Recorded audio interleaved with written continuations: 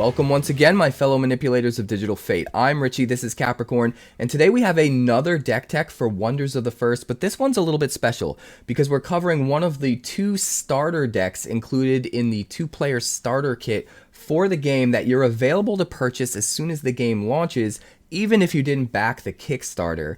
And this deck's really cool. This one's called Winds of Fortune, and we're utilizing things that let us seek cards for free or portal cards for free from one realm to another realm. We're able to re-trigger on arrival abilities, reuse tap abilities, and do all sorts of crazy stuff. But this video in particular is special for another reason, because this is the very first time we're using Tabletop Simulator to play the game. I want to give a huge shout out to Ramel for being our opponent in this game. Ramel is the lead of the playtest team, and he's a developer of the game, and it was super awesome that we could get him to play a game with us on Tabletop Simulator. So thank you so much to Ramel. The gameplay on this video was taken from a live Twitch stream, and my hope is that by following along with me as I learn some of the nuances of Tabletop Simulator and go through some of the growing pains becoming accustomed to the interface and how everything works, that you'll be able to walk away knowing a little bit more about Tabletop Simulator yourself and feeling more comfortable with playing the game in that way. Also, if you haven't seen any of my content on Wonders of the First yet, I would advise that you check out my review of the game so that you can get a basic foundational understanding of how the game is played. And while you're at it, check out some of the other deck techs that I've put up on the channel, because there's a lot of cool content to check out. So all of that is linked in the description and in the comments. Now let's break down this deck.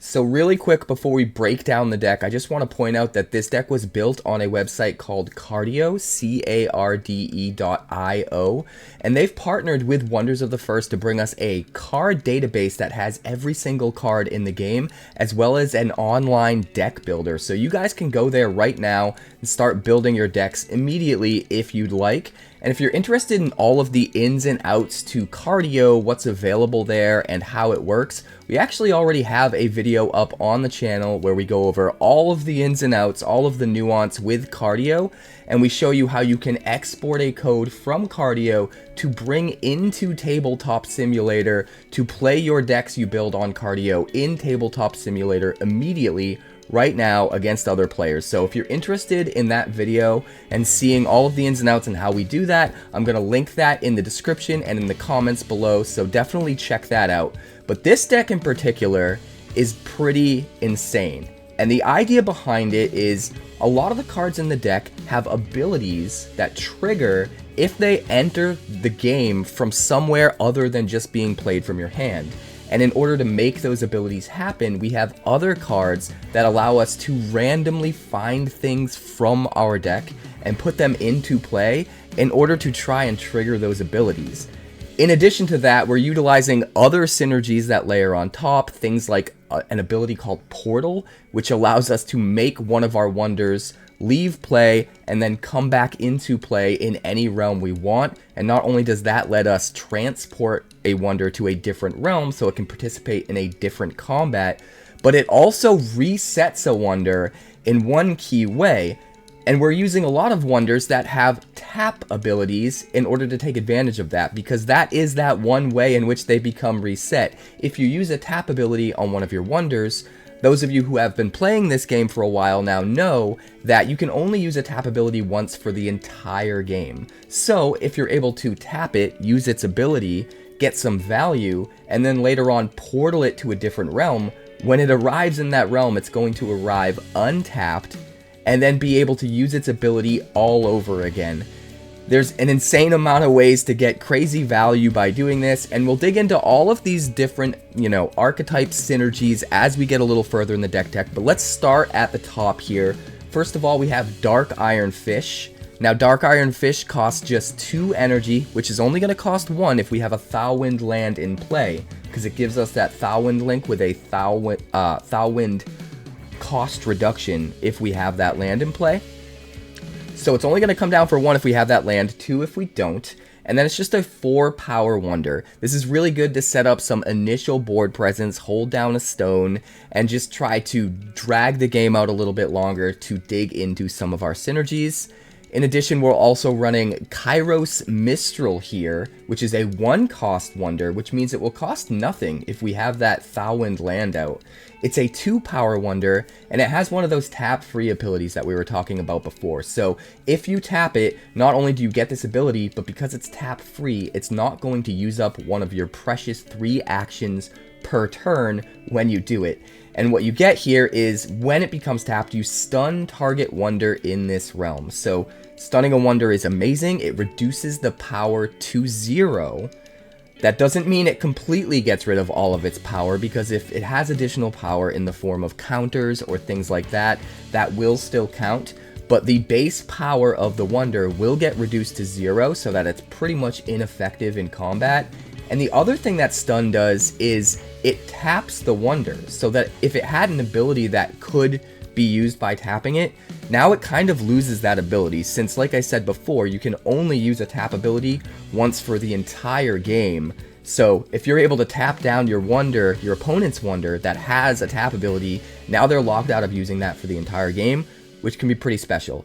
And like I said before as well, if we end up portaling Kairos to a different realm after she's used that tap-free ability, she will come in untapped and get the ability to use it all over again, which is actually pretty powerful. In addition to Kairos, we're running Koiscale, which is another 1-cost wonder that's 0 if we have the Thawwind link out. It's 2 power, but on defense, it gets +2 this round. So really good for playing to a realm where you're afraid your opponent's going to take the stone really quick and you just want to stop that from happening. This will be 4 power if it's your opponent that's attacking, and you can successfully defend that stone. So just a really powerful wonder that should probably be in most Thawwind decks. Moving on, we've also got Ranidae Hopmaster, another 1 energy wonder that can be 0 if we have a Thawwind land in play with a Thawwind link. It's only 1 power, but it has a pretty crazy ability. On arrival, you get to seek 3, a wonder with cost 2 or less. And what that means is seek 3 means you get to look at the top 3 cards of your deck. Whatever the seek number is, that's how many cards from the top of your deck you get to look at to find a thing that you're seeking for. And then it says you find a wonder with cost 2 or less. So any wonder you find in those 3 cards that cost 2 or less, you can choose that wonder, and then you're just going to put it right into play in that same realm that Ranidae is in immediately, which is kind of crazy. Another thing I want to point out about Ranidae really quick is that her ability triggers on arrival, which means if you portal Ranidae and move her to another realm, she comes back into play in that realm and re-triggers that on arrival ability, which is actually kind of insane. Now, it's worth noting that if a card says on play instead of on arrival, stuff like that's not going to work. You're going to have to actually play the thing from your hand in order to get the ability to trigger. But with Ranidae here, we can portal her, and we'll get to some of those cards that do some of that portaling in just a bit, but you can portal her, move her to another realm, and then you're going to have the ability to trigger that on arrival ability again, which is kind of nuts. But moving on, we also have Scarlet Devourer here, which is another 2-cost wonder, except this one is a whopping 5 power, which is way more power than you should get for just a 2-cost wonder. Why is it a whopping 5 power for only 2 energy? Because on arrival, you return a wonder you control in this realm to its owner's hand. Now, most of the time, in most decks, this would be a downside. If you don't have another wonder there, you have to return the Scarlet Devourer to your hand, and even if you do have another wonder there, it kind of sets you back on tempo because you have to return that other thing to your hand, instead of keeping it there, contributing board presence to that realm.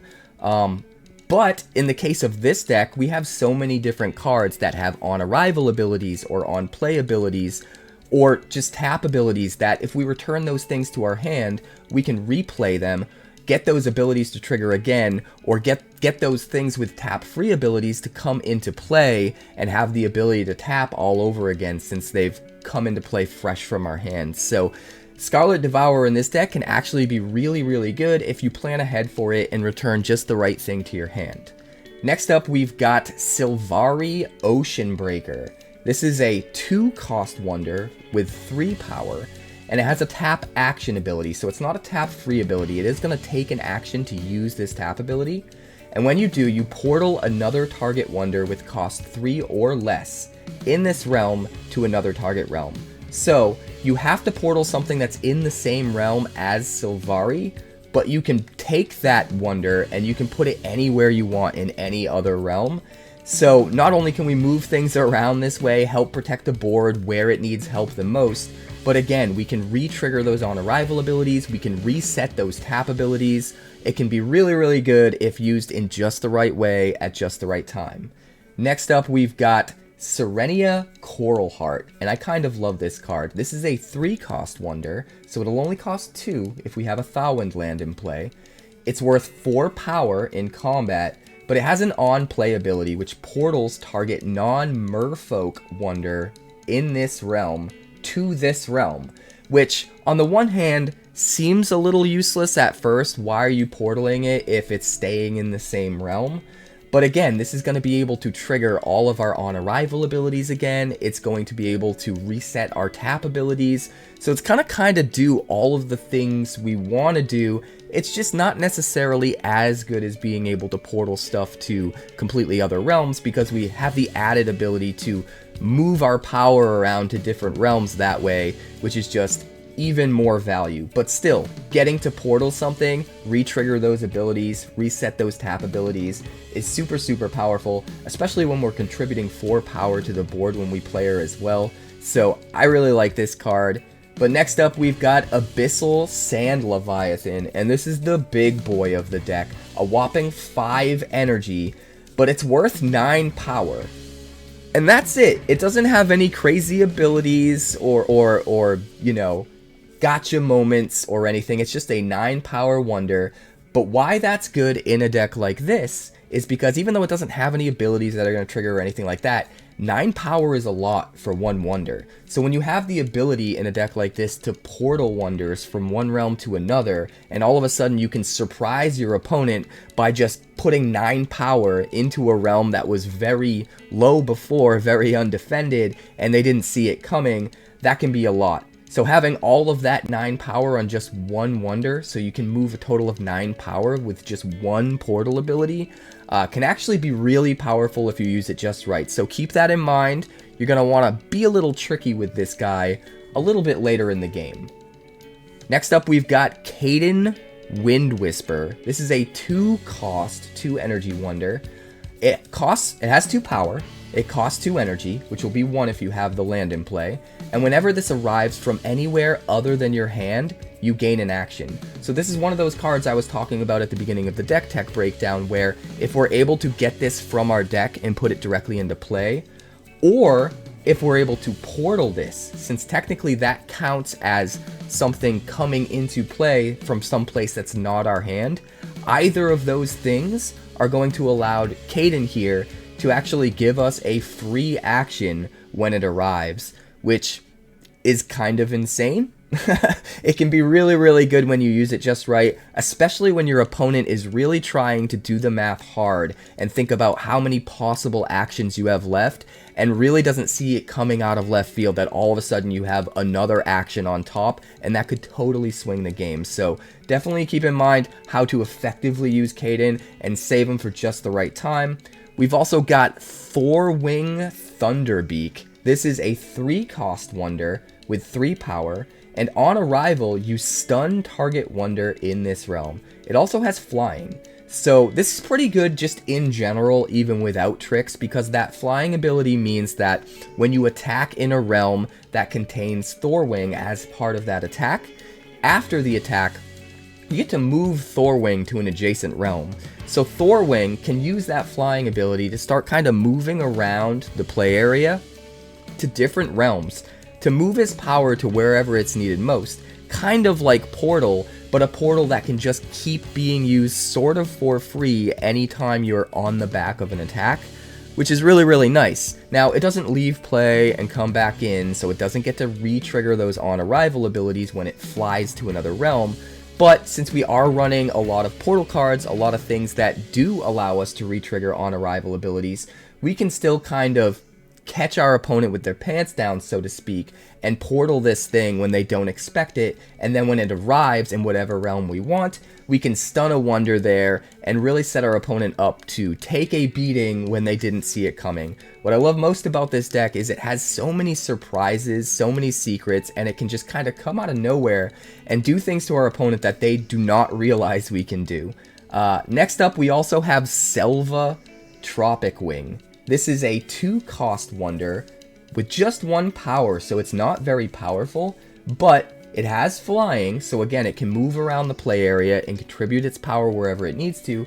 But most importantly, when you play this from a Seek effect, you may copy the Seek effect. So Seek effects, like we already saw with Ranidae, allow us to take things from the top of our library, put it straight into play, not have to worry about drawing it, not have to worry about playing it from our hand, just get it into play, which is really, really nice. If we're able to find Selva here with an ability like that and put it into play, we get to then copy that Seek ability and do it all over again. And that could be insanely backbreaking if you use it at just the right time. So Selva is nuts. Next up, we've got probably my favorite card in the deck. This is Rylan Windstrider. This is a 2-cost primary Wonder.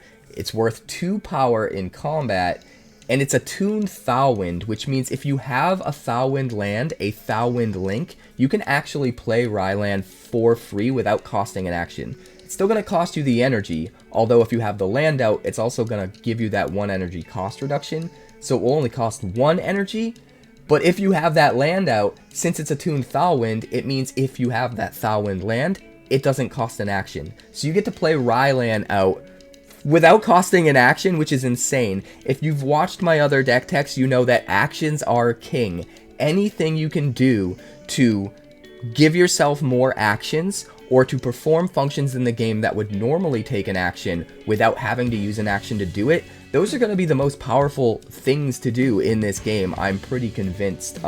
So having something attuned and not use an action is absolutely insane. So 2 power, comes into play without using an action, and then has a tap free ability where you can seek 3, a Wonder with cost 2 or less, and when it arrives, you may portal it to an adjacent realm. This is absolutely absurd. Not only do we find something off the top of our deck, put it into play for free, get its on arrival abilities to trigger or whatever, but then after we do that, we then portal it to a different realm, which means it leaves play, comes back into play in that other realm, and then it gets to trigger its on-arrival abilities all over again.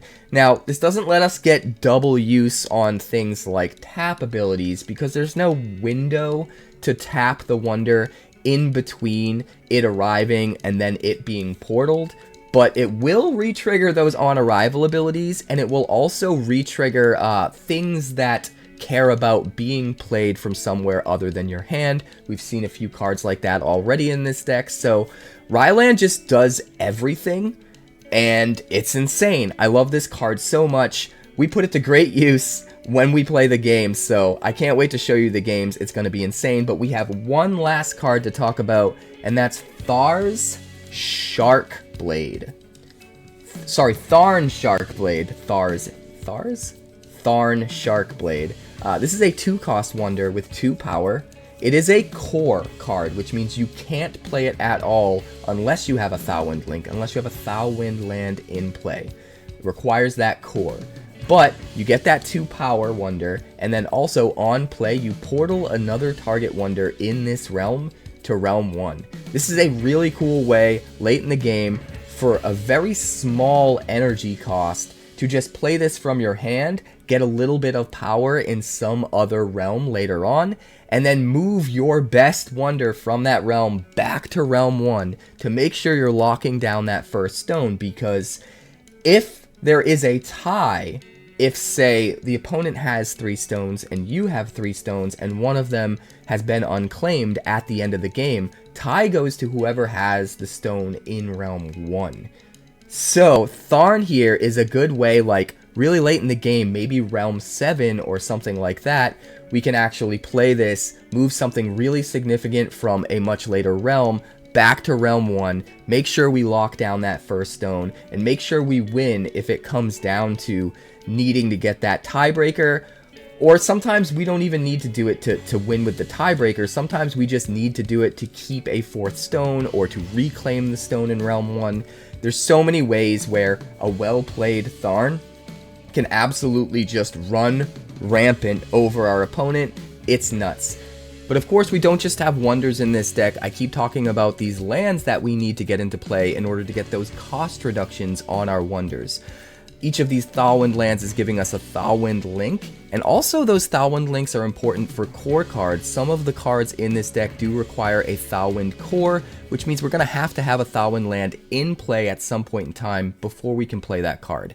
Now, the first land here we have is Glacium Keep. 0 cost. It gives you the Thawwind link, so it gives you a cost reduction on all of your Thawwind cards. It can also be harvested to gain an action, just like any land. But what's great about the Glacium Keep is that when you play a 3rd Thawwind land, you get to untap all your Glacium Keeps. So if your first 2 lands are Glacium Keeps, and then you play any Thawwind land at all as your 3rd land, you get to untap those first 2 and get access to even more actions, which can absolutely be backbreaking. In addition to the Glacium Keep, we're running Windwhisper Bay, 3 copies of that. Another 0 cost land, again, harvest to gain an action, gives you a Thawwind link, but on play, you get to look at the top card of your deck, and then you may put that card back on top or bury it. And burying it in this game means putting it on the bottom of your deck instead of the top. So you get a little bit of deck manipulation, and in a deck like this, manipulating the top card of your deck is important because we have some of those Seek cards that are looking for very specific things on the top of our deck. So Windwhisper Bay helps us kind of set up for those sorts of situations. In addition, we're running 3 copies of Whirlpool Bay, which is another Thawwind link, 0 cost Thawwind land. Gives us a Thawwind link, we can harvest it to gain an action, and when we harvest, on harvest, you reveal the top card of your deck, and if it's a Thawwind card, you get to draw it, but otherwise you bury it. So since this deck is 100% Thawwind cards, no matter what we hit, we're going to hit something that's Thawwind and be able to draw a card. So that's a free card draw while also playing a Thawwind link and the addition of being able to harvest it to get an action later. That's actually a ton of value, so we absolutely love Whirlpool Bay in this. It wouldn't be as good in a deck that used multiple orbitals, but in a 1 orbital deck like this, it is nuts. The last land here is Seafly Nests. Again, a 0 cost land that gives us a Thawwind link, can harvest to gain an action, but it also has this Kingdom 3 ability. So whenever a wonder moves into or out of the realm that Seafly Nests is in, you may put a +1/+1 counter on that wonder. And the way Kingdom works is whatever the number is next to Kingdom, that's how many lands you need in play before that ability starts to trigger. So with Kingdom 3 here, as long as we have a total of 3 lands in play, one of which is that Seafly Nests, that ability is going to trigger from that point on every single time a wonder enters or leaves the realm that the Seafly Nests is in, which is really awesome. It's not a great early land. You don't want to play it on, round 1 or round 2 or anything like that. You want to save it for a little bit later for when it starts getting you some use, but it's still an absolutely great land in the deck. Love it. We also have a ton of crazy spells that actually make this deck sing. The first of which here is Set Sail. This is a 2 cost spell, and it requires a Thawwind link because it has a core, a Thawwind core. So in reality, it's only a 1 cost spell because we have to play this when we have a Thawwind land in play, and so that Thawwind land in play is going to give us a Thawwind link and make that cost reduction happen. So 1 cost, even though it says 2, has a core. And what the spell does is it portals target wonder to Realm 1. Just any wonder, full stop, no ifs, ands, or buts. We just get to take any one of those wonders, remove it from play, put it back into play in Realm 1, and get all the value we were talking about earlier that we get when we portal things. So all of our on arrival abilities trigger, we reset all of our tap abilities. It's just a really cool, cost-effective way, very efficient way to get all of that value out of our deck, especially because we can wait until a lot later in the game to play this after we've already got a bunch of crazy wonders out and have a better choice of selection between what we want to re-trigger and what kind of wonders we want to put into Realm 1. So Set Sail, super awesome. We also have Thunderclap Flash. We're running 3 of these. This is another core spell, so we have to have a Thorwind land in play to play it. 2 costs, so it's going to cost just 1 with that Thorwind link. But it stuns target wonder. Just bam. That wonder is stunned. This thing can come in so clutch. When you see your opponent start to set up a huge threat in a realm that he's about to win, you can just then take your turn before he actually has a chance to attack with that threat, stun it with the Thunderclap Flash, take it out of the game for at least the rest of the round, because something that's stunned only gets stunned for the duration of the round, and then it's back up to full power on the next round.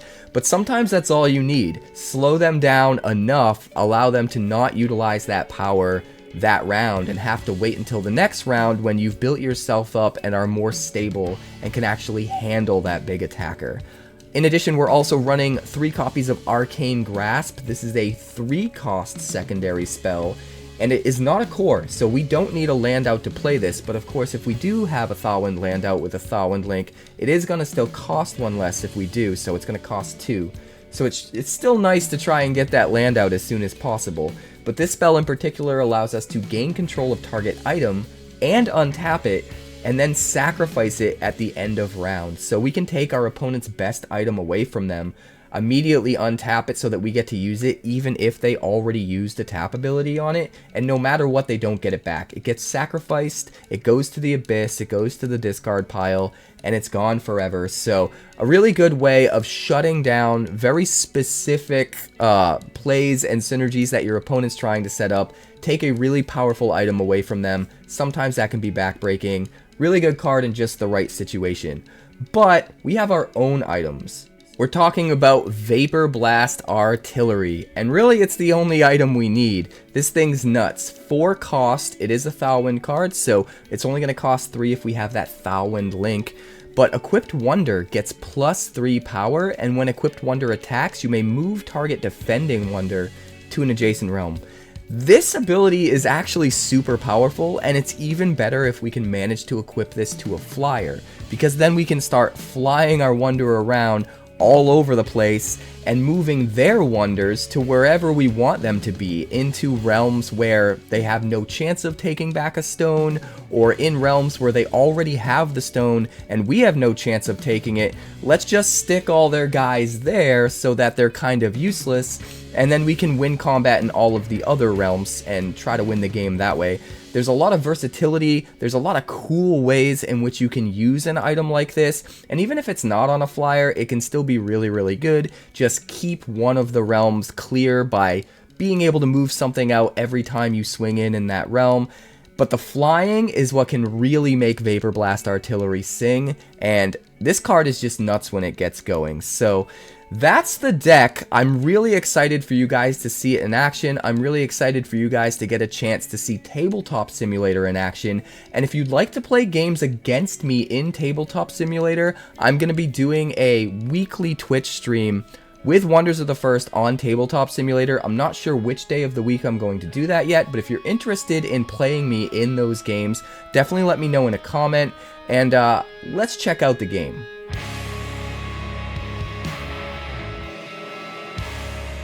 Control-V pastes what we copied from Cardio. Now we're going to import this sucker. Boom. There's the deck. To shuffle your deck, it's R. Just hold it over top of the deck. Alright, so hover, press R. Yep. Nice. Nice and easy. Piece of cake. Wait a minute, I gotta shuffle yours. I don't trust you. You can draw your first 7 just by hitting 7 over top of the deck. 7. Oh, baby. So we have our first 7 cards. We've got 2 of this guy. Look at that. Fancy schmancy. Alright, so I think we're pretty good. We've got our starting hands here. We've got the ability to take a look at our cards much bigger when we need to. Interesting. So we've got a primary wonder here.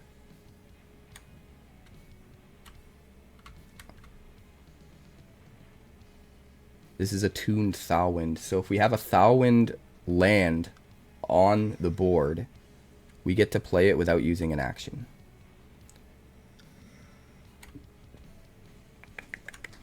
I don't want to give too much away. I don't want Ramal to know exactly what we got. Alright, we're going to put back things that are more expensive, I think. Mouse over the card that you're going to put out next and hit F. Flip it over. Oh, I got you. So we'll F them first. That sounds inappropriate. And then we'll stick them out here. Draw your 3 off the top. What's the... Just one? You can just hit 3 and you get 3 cards. Oh, okay. Alright, so we got 3 cards to replace it. And then these, you just stack them on top of each other and stack the deck on top of it. See, there, that's what we were looking for, guys. We needed this. We got ourselves a land. So that was correct to mulligan these 3 cards away. And then how do we put these on the bottom? You can either select them and hit G to group them together. So, like, drag. There you go. And then just put the deck on top of it. Oh, I see. Clever.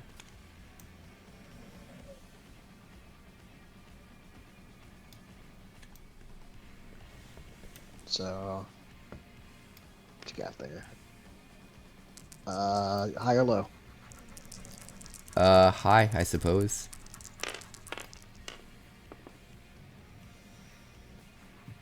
You got it. Barely. You got a 2. What is this? What is this? Game's rigged. No, arena's rigged. Alright, so this is... Oh, you know what? We've got 3 actions, just so you guys can see here, and 1 energy. So the way things work at the start is every round you get 3 actions, and with an action you can either draw a card, play a card, or initiate combat. So theoretically, you could initiate 3 combats in the same round if you wanted to. You're just not going to be able to play anything. You're not going to be able to draw anything. You could also draw 3 cards, but again, can't do anything else. So how you use your actions and how you find ways of getting more actions or performing certain functions maybe without the use of an action, all of that, it kind of adds up to really kind of getting the most out of every turn. And that's where a lot of the nuance lies in this game. So we're going to take our very first action here. Actually, we both draw a card at the beginning, right? That is correct. Yep. So we're gonna start round 1. The first stone is up for grabs. There are 7 realms here. On round 1, this first realm is unlocked. We have an amount of energy, which is basically like mana and magic, equal to however many realms are unlocked. We also have extra energy that we get at the start of every realm, equal to how many stones we control.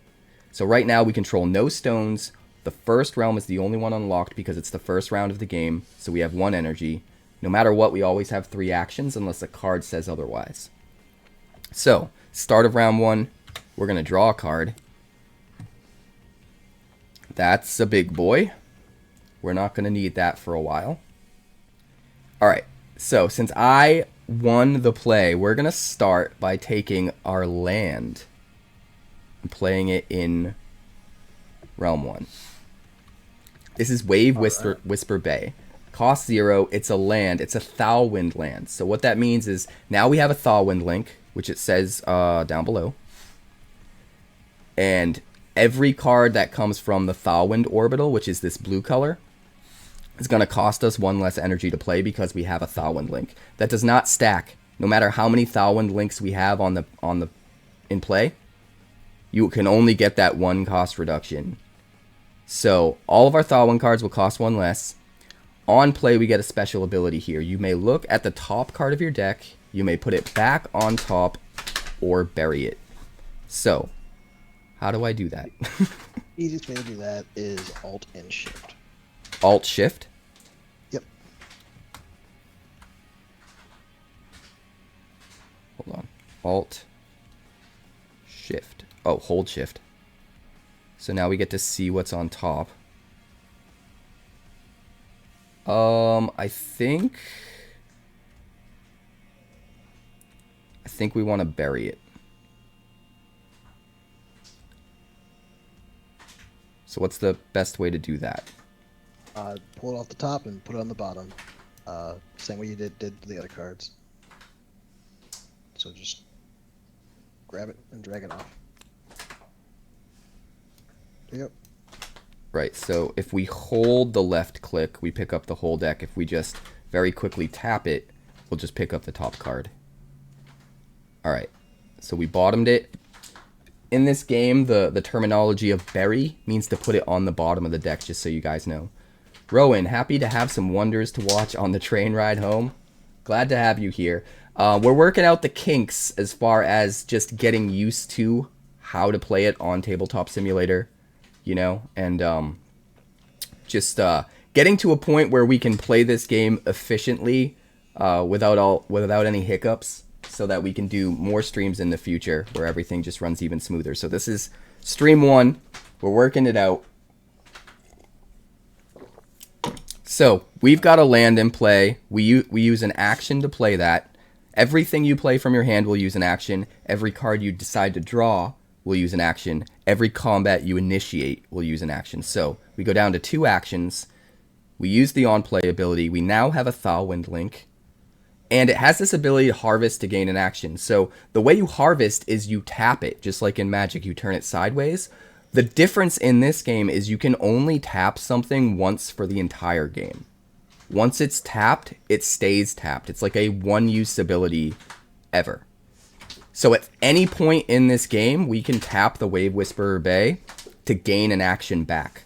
So in that way, lands kind of give you back an action they take to initially play them.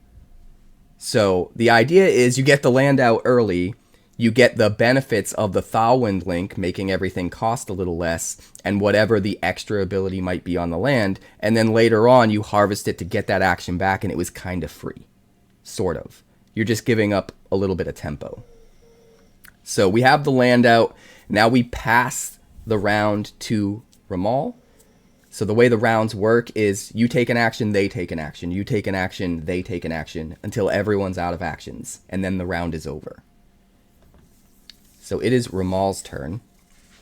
I like your land play so much, I too am going to play a land. And this is a Vulcan Veil. Gives him a Sylvari Link.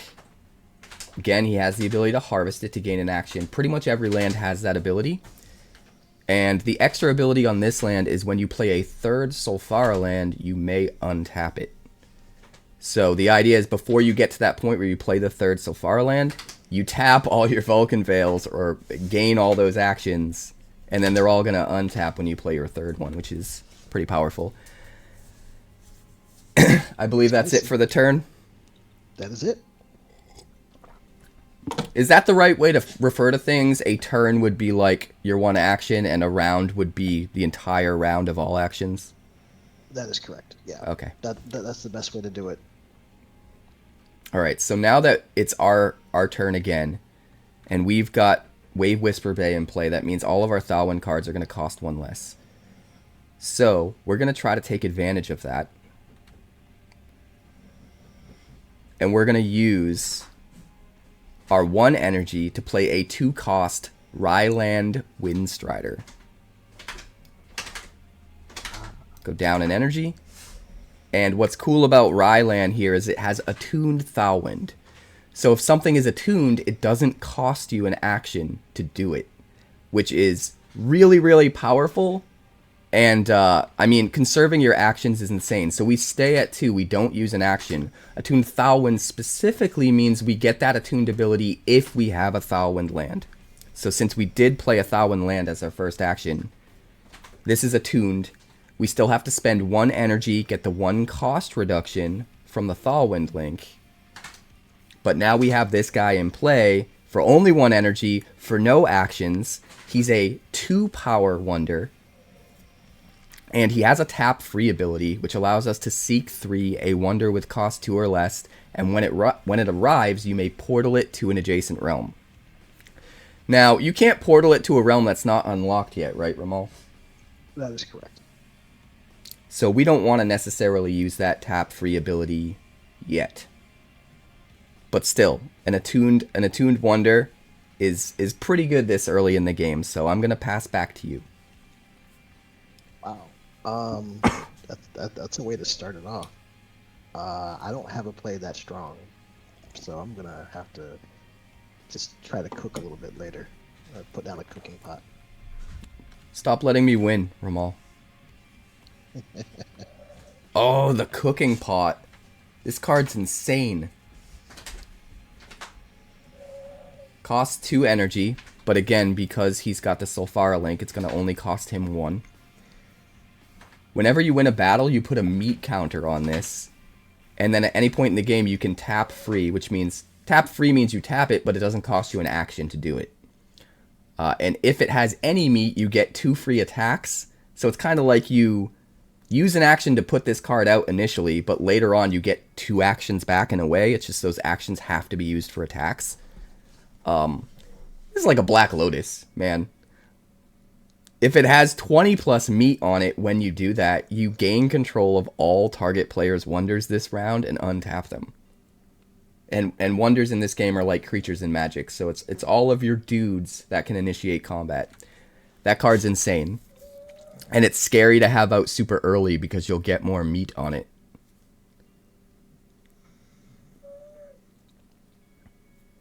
But at least I'm up on actions. Are you all set? I am all set. It is your turn. Alright, so he doesn't have a wonder on his side, so we're going to take this opportunity to attack in with Rylan. 2 power against his 0 power because he doesn't have one out yet. He's only got an item in a land, which means we'll automatically win the combat and take the stone. Is there a specific way we should denote combat when we're playing? Not really. It's usually just you point to the stone. You say that you're going to do combat, and then you just take the stone. All right, so our 2 power beats your 0. We claim the stone. For those of you who don't know, whoever has the most stones at the end of the 7th round, which is each round one of these realms unlocks. So by the time you get to the 7th round, you have 7 realms. And at the end of that 7th round, the game is over. Whoever has the most stones is the winner. And in a case of a tie, you add up, I believe it's the cost?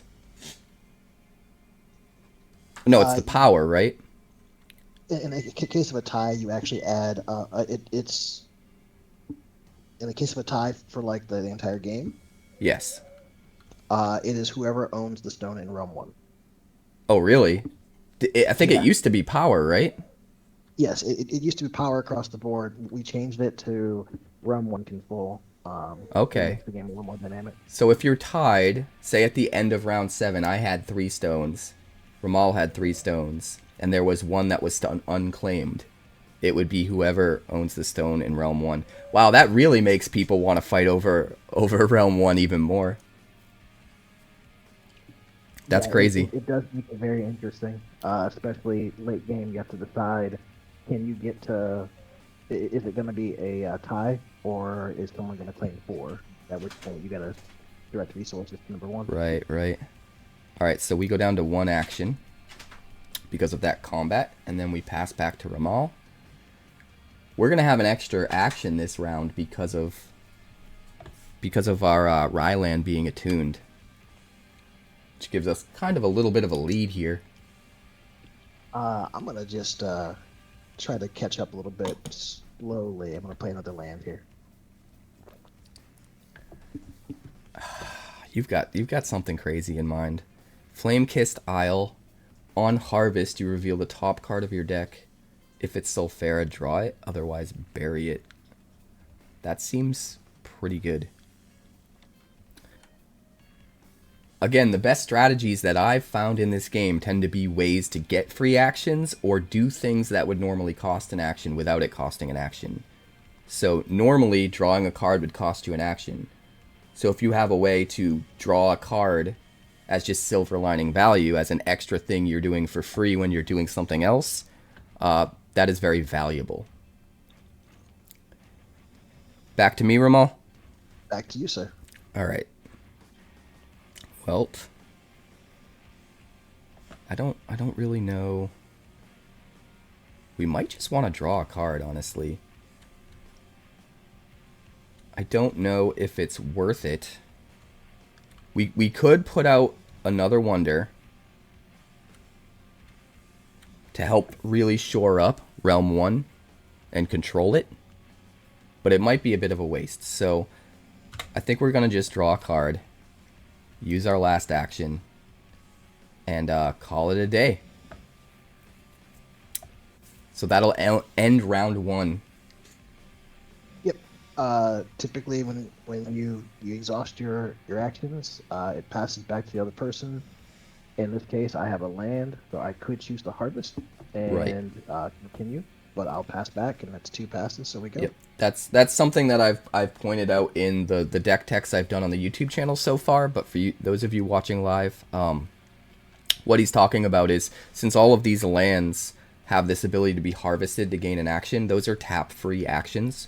So at any time, you could tap your land and harvest it and get an action back. So if I use my last action and I'm done and I pass back to Ramal, he could then respond by going, okay, well, I'm not done. I'm going to tap my land, gain back an action, pass back to me, and then I need to decide, well, do I want to tap a land to gain an action to kind of like keep pace with him? Or am I just going to pass back to him again? And I pass back to him again, and then he gets to use that action that he got from the land. So there's this kind of interesting back and forth interplay between when and how you use your lands to get back actions. And it's pretty interesting. But we're going to move on to round 2. Is there somewhere we denote what round it is? Do we just... is it this? The next stone. Okay. And what is... the easiest way to do it is you pull out each stone for each round as you go. Right. That way you know where you're at. And these little counters up here near the rounds, what are they for? A lot of people use those to keep track of the power towards the end of the game. Oh, I got you. So you when you get could to 7, use this as a shortcut way of reminding yourself how much total power you have in a realm. Yep. That's actually really, really convenient. I've had so many games playtesting here at home where I have to constantly redo math over and over and over and figure out like how my numbers match up against the other player's numbers and where I should make my next play because of that. Being able to just see it all at a glance is very nice. Maybe I should do something like that for the... on 7. I think I should do something like that for the deck techs. For the physical deck techs that I do. I'm going to have to think about that. Let's see.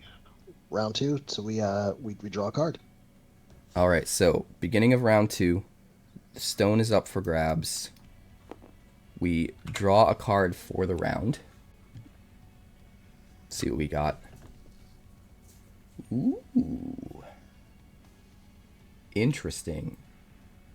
I'm not going to shout right out what this does and give it away to Ramal, but once you start reading what some of these cards do, you get an idea of some of the interesting mechanics within the game and where it could go. Alright, so at the start of round 2, whoever claimed the last stone gets to go first. So since we did claim the first stone in the first realm, we're going to get to go first. We go back up to 3 actions. And we're going to go up to 3 energy because 2 realms are open. So we get 2 energy for that. And then we control a stone. So we get an extra energy for that. So we have 3 energy. Ramal's only got 2 energy because He's a loser. He's not a loser. Let's go. He's probably going to whoop my ass, to be completely honest. So we're going to start. We're going to try to start strong here. We're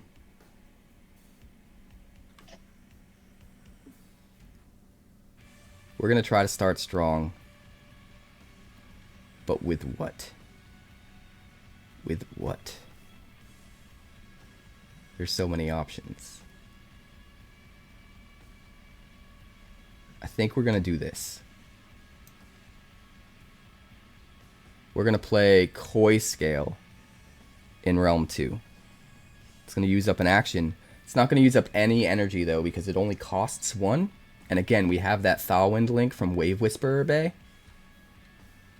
So that makes it cost 0. This is a 2-power wonder, but on defense, it gets +2. Pass back to you, Ramal. That makes my response really easy. I'm just gonna go down 1 action, go down 2 energy, and play an Emberwood Stalwart. Emberwood Stalwart. 6 power. Good God. It's okay though. We've got ways of making you talk.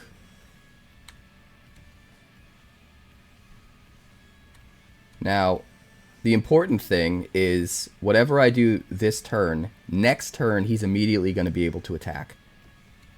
So I need to either add an extra. Does 𝑇𝑒𝑒 go to attacker? 𝑇𝑒𝑒, it doesn't move. 𝑇𝑒𝑒, it doesn't move. Okay. So we would need at least an extra 2 power if we want to be able to attack back and win the stone. We want at least an extra 3 power. All of that seems hard. Here's what we're going to do. We're going to go Kairos Mistral, which is going to cost us no energy. It will cost us an action, though.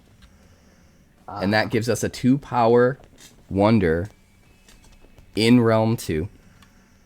So the Koiscale being 4 on defense and Kairos being 2, we've got 6. If he attacks, we've got 6 and he's got 6. So he won't be able to take the stone. But Kairos has an extra ability as well, which we can utilize later, and I'll get to that if it comes up. Pass back. Well, I think I'm going to have to go fishing and draw a card. Sounds good. We're going to take this opportunity to use Kairos Mistral's tap-free ability.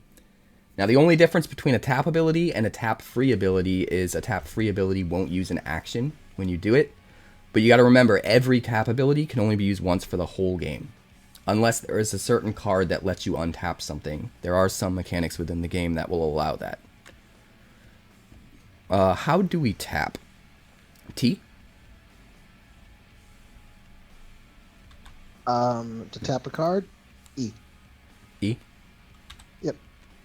Oh, right. And it does it incrementally.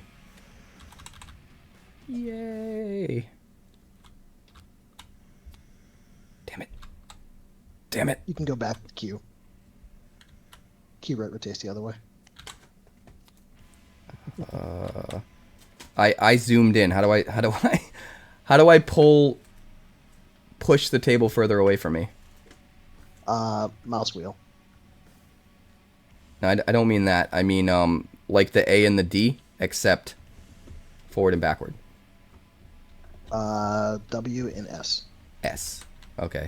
Oh, so it's like when you're playing any normal kind of video game on PC. I get it. All right, so we've got Kairos tapped here.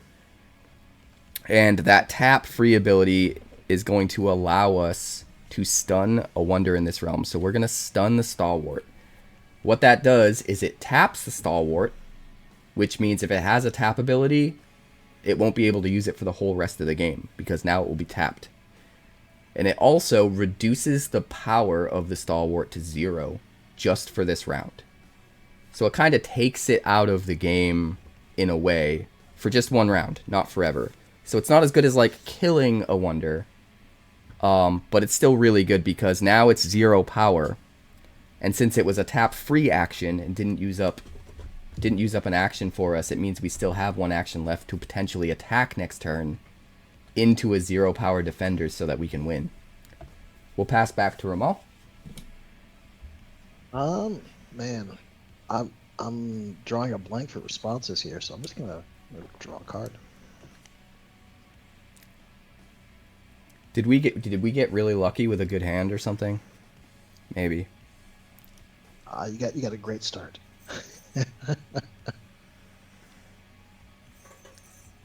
All right. Well, we're gonna use our last action to attack here, and we are at a total of 4 power.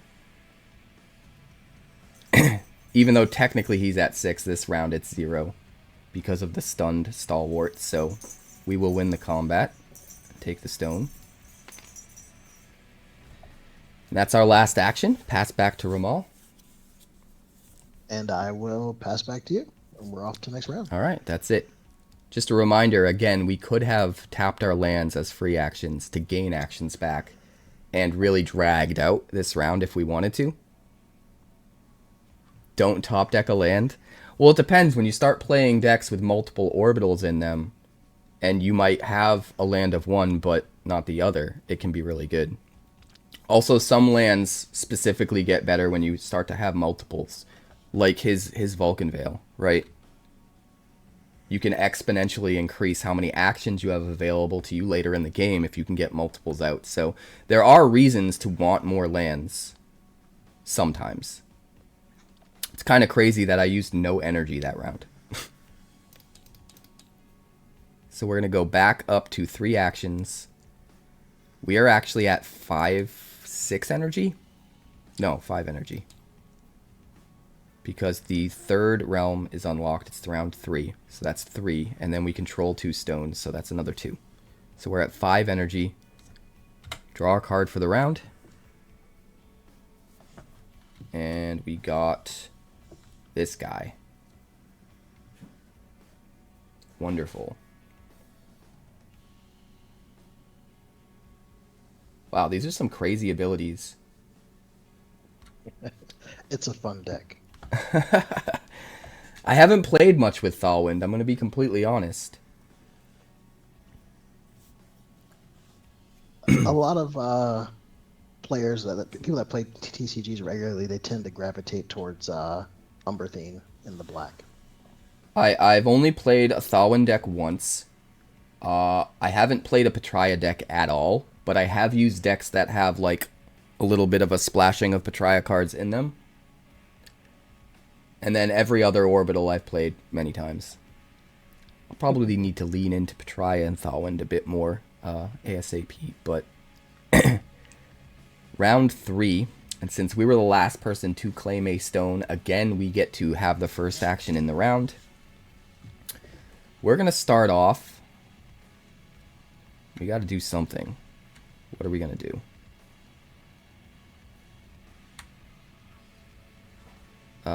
Go big or go home? How about that, guys? How about we go big or go home? Alright, we're going to use an action. And we're going to play Abyssal Sand Leviathan, which costs 5, but it only costs us 4 because we do have the Thalwind link. So we're going to go down to 1 energy, and get this immaculate beastie on the board ready to go. 9 power, guys. 9. A big boy. Alright, pass to you, Ramal. I'll go down 1 energy and 1 action, and I'll play this Grimoire. A Grimoire. Fire Grimoire. Costs 2. Whenever you attack with 2 or more wonders in any realm, you get to draw a card. Seems pretty good. You need to stack up wonders to make it work, but still, I like it. And I'll pass back. Yeah, we actually, I'll give a little story. We actually did toy with the idea of using terrain landmark. We went a bunch of different directions. Land just fits, Yeah. and so we have on our lands they have classes. So some of them are landmarks, some of them are territories. Doesn't come into play too much right now, but it will in the future. I think I can see the pros and cons of each. In my opinion, the benefits you get from using a universal term like land that everyone or most people that come from other card games are immediately going to recognize outweighs the benefits of using a more unique terminology. So it makes sense to me. We're going to take this opportunity with him not having a defender to just attack in and try and take that stone early and force him to be on the back foot and have to worry about getting it back. So we go down to one action, we swing with the Sand Leviathan, and we pass. Dragon here. Actually, yeah. Let's do that. Alright, so we've got a Blood-Eye Dragonette. 3 cost, 3 power. On arrival, you may sacrifice it. If you do, destroy an item in this realm. Just trying to get on board at this point, I believe. Yep, I'm not going to sacrifice it. That will cost me 2 energy and 1 action, though. Correct. I remember the playtest version of this card. So OP. Yeah, it was pretty good. It was my girlfriend's favorite card. She would just constantly kill all of my Heliosynth items. And the playtest version, you got to keep the dragon. You didn't have to sacrifice it. Some of the other stats were different too, but the main thing was like you play the dragon, you get a dude in a realm, and you get to destroy an item, and it was gross. I'm glad you fixed that. She isn't glad you fixed that. I bet. A lot of our dragon fans were not happy with it. Dude, it was so bad. I'd be like, Dimensional Piercer! And she'd be like, nope. You're like, that's my 6 cost item. Yep. So bad. But Or sometimes she'd use that card that destroys an item and gives you a copy of it. Oh, yeah. She's obsessed with destroying items. I don't know what it is. Alright, we've got one action left. We don't really need to worry about defending any of this. At least not yet. This is only 3 power. Well, it'll be 9 next round. So we do kind of have... It's 9 this round. You stunned last round.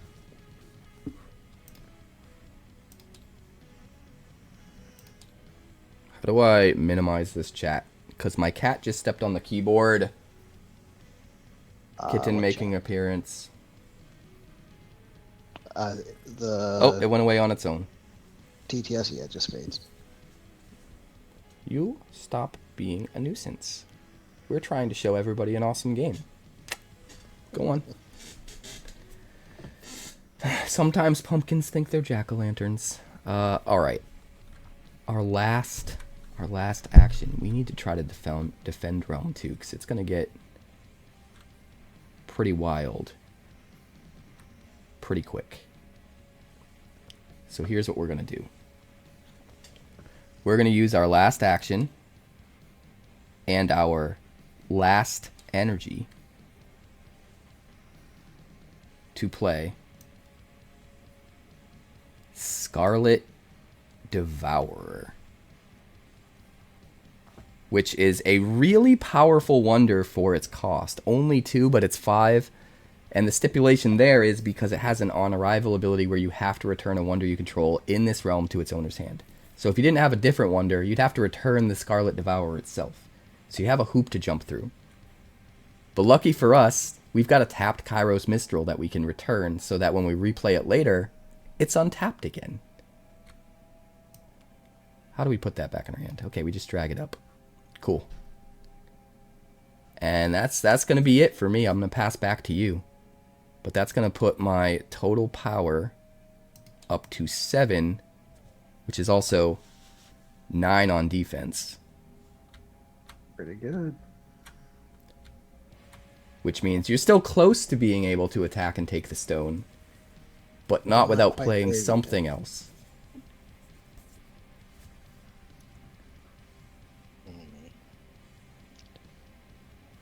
Well,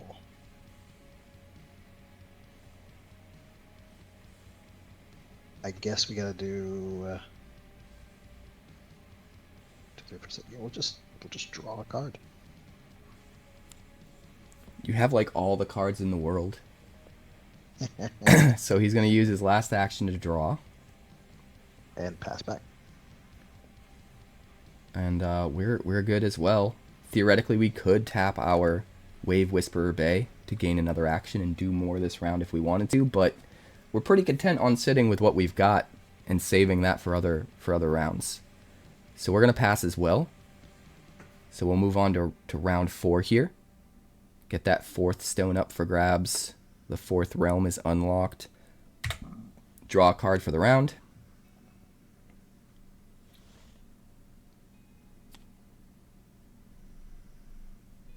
Interesting.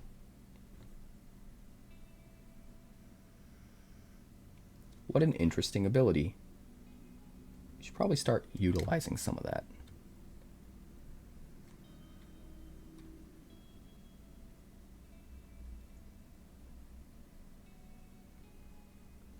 When you portal something, it stays tapped, correct? Negative. It untaps. Oh. Even more nuance. That is wonderful. So it's similar to Magic where, you know, you exile something and return it to play. Yes, very similar. Now, where were we? Start of round 4. So we're going to go up to 3 actions. 4 realms unlocked. 4 energy because 4 realms are unlocked. And then an extra 3 energy because we control 3 stones. And once again, we were the last person to claim a stone, so we do get to start first. We're going to draw a card for the round.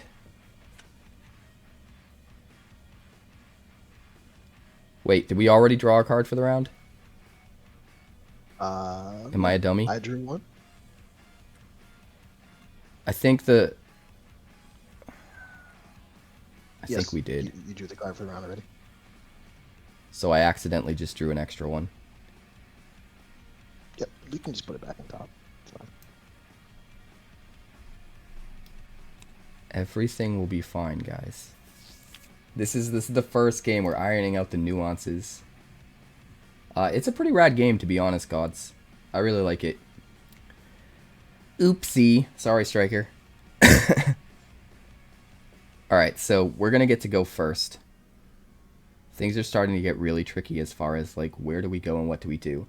I think since we have enough power in Realm 2 to defend against his Realm 2 attackers without him augmenting it with more power, I think we focus on, like, putting pressure on Realm 4. So that he has to really decide whether he tries to stop us there or he tries to push in on Realm 2. We're going to go with something short and sweet. Alright, we're going to use up 1 energy and no actions to play another Rylan Windstrider. It's a tuned Thorwing, so it doesn't use up an action. Costs 2, but it only costs us 1 because we have the link. Has that tap-free ability to seek 3 a wonder with cost 2 or less, and when it arrives, you may portal it to an adjacent realm. So, just to be clear, seeking 3 means looking at the top 3 cards of the deck and picking one, right? Yeah. Yeah. So it seek 3, 2 or less. Yeah. Yeah. So you take the top 3, and then if you have a wonder 2 or less, it would go right into play. So that would be really good with a card like this, for obvious reasons, or like this, for obvious reasons, which we're not going to point out. But we're going to pass back to you. Wow. You know, Rylan is a good I really like leading with that because we don't need a lot of power here because we don't know if we're going to have to fight against anything substantial. All we need is a footprint. So Rylan gives us the ability to have that footprint while also giving us that tap free ability that could potentially put wonders not just here, but in other realms around it, depending on where we need to pivot. So this gives us an insane amount of flexibility and really puts all of the difficult decision making on Ramal. Yeah, that's a good one. You know what? I'll just do this. Spell Broken Flame Golem. Costs 4, power 7. That's pretty wild. No meat counters yet. So I pay 3 in 1 action and it enters play. All right. So we've only got 2 power there. He's got 7 now.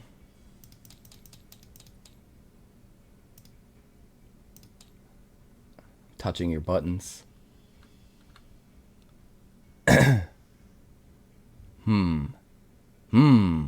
We need another 5 power there? That's crazy. How do we do that?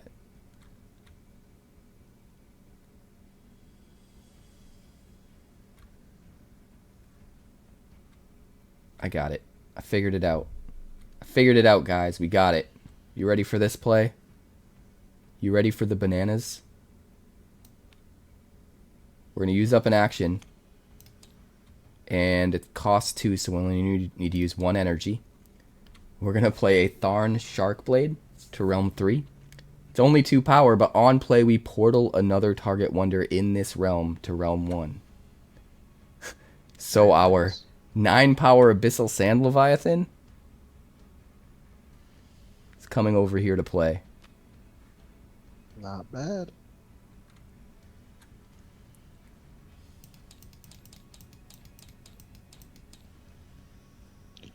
All right, pass back to you. I'm going to tap that Vulcan Veil and go up 1 action. So the way the energy works, gods, you get 1 energy at the start of every round for however many realms are unlocked. So the first round, only this first realm is unlocked. And then the second round, you have both 1 and 2. Third round is 1, 2, and 3. So every round, another one unlocks. And however many are unlocked is how many energy you start the round with. So it is kind of a fixed, quote-unquote, mana base, like you were asking. But there is an extra kind of hiccup to it. These stones, this is what you're fighting over. So if you win a combat in your realm, you take the stone. And at the end of the game, whoever has the most stones wins. But also in the meantime, however many stones you have, you get that much extra energy at the start of a realm. So since it's, or at the start of a round. So since it's round 4, we get 4 energy for 4 unlocked, and an extra 3 for controlling 3 stones. So we started with 7. So you can almost double how much energy you have available to you if you're able to constantly outpace your opponent and keep getting the stones.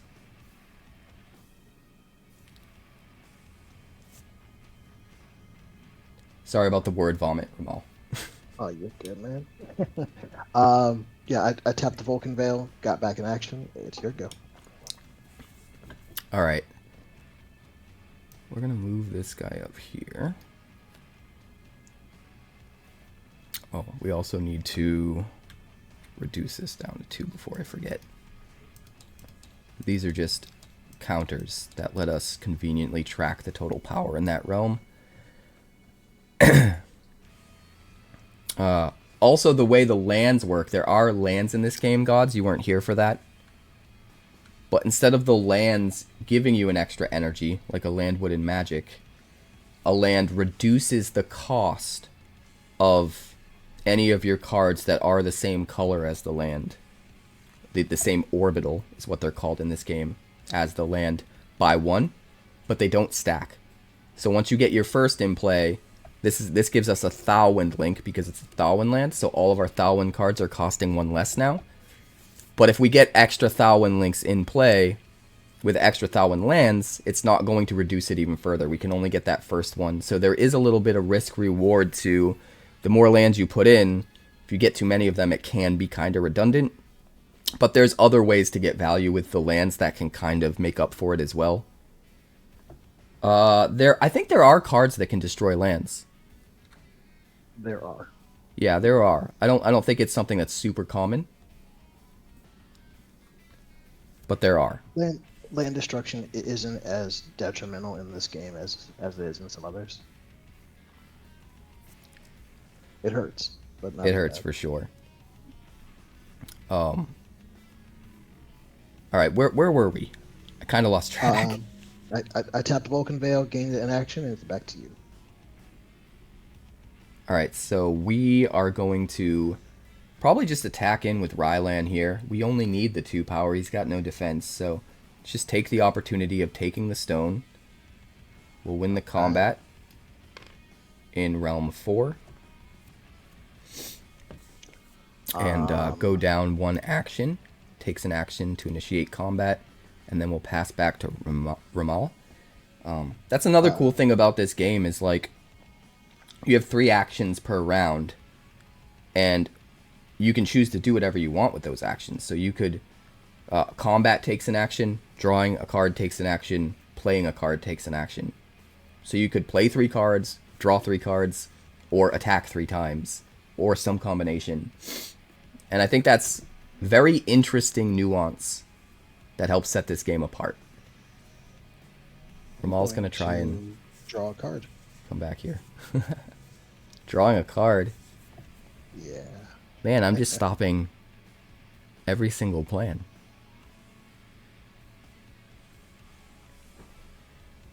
So we have 1 last action left. And we don't really need to do anything right now.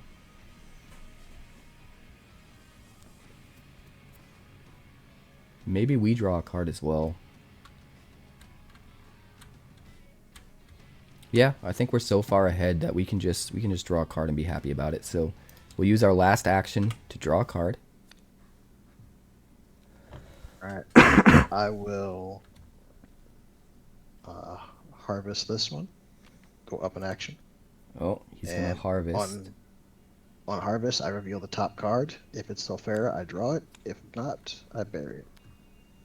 It's Sulfera. And it is Sulfara. It's a war-tamed Manticore. Also, correct me if I'm wrong, Ramal, there's only 1 card in the whole game that doesn't belong to a specific orbital. That is correct. Yeah, there's one land that gives you a link for all orbitals. That's its special ability. It doesn't technically belong to any of them, but it doesn't have any extra ability. Most of these lands, I think every other land other than that one, has an extra little bit of silver lining value, some kind of an ability that it has on it other than just being a land. Yep. No real basics here. All right, I'm gonna pass back to you. All right. I will go down in action and play a land here. That'll untap the Vulcan Veil. Gross. Yeah, I pass back to you. I'm not doing anything. I'll go down in action and I will play a land here. Playing another land. He's harvesting his lands to get back actions, using those actions to play more lands. So he's kind of creating a chain. Now, we could intervene. He keeps passing back to us each time he does 1 action. And we could use our 1 land. We could harvest it and gain an action. So that we could kind of like keep pace with him and do stuff. But I don't feel the need to, so we're not.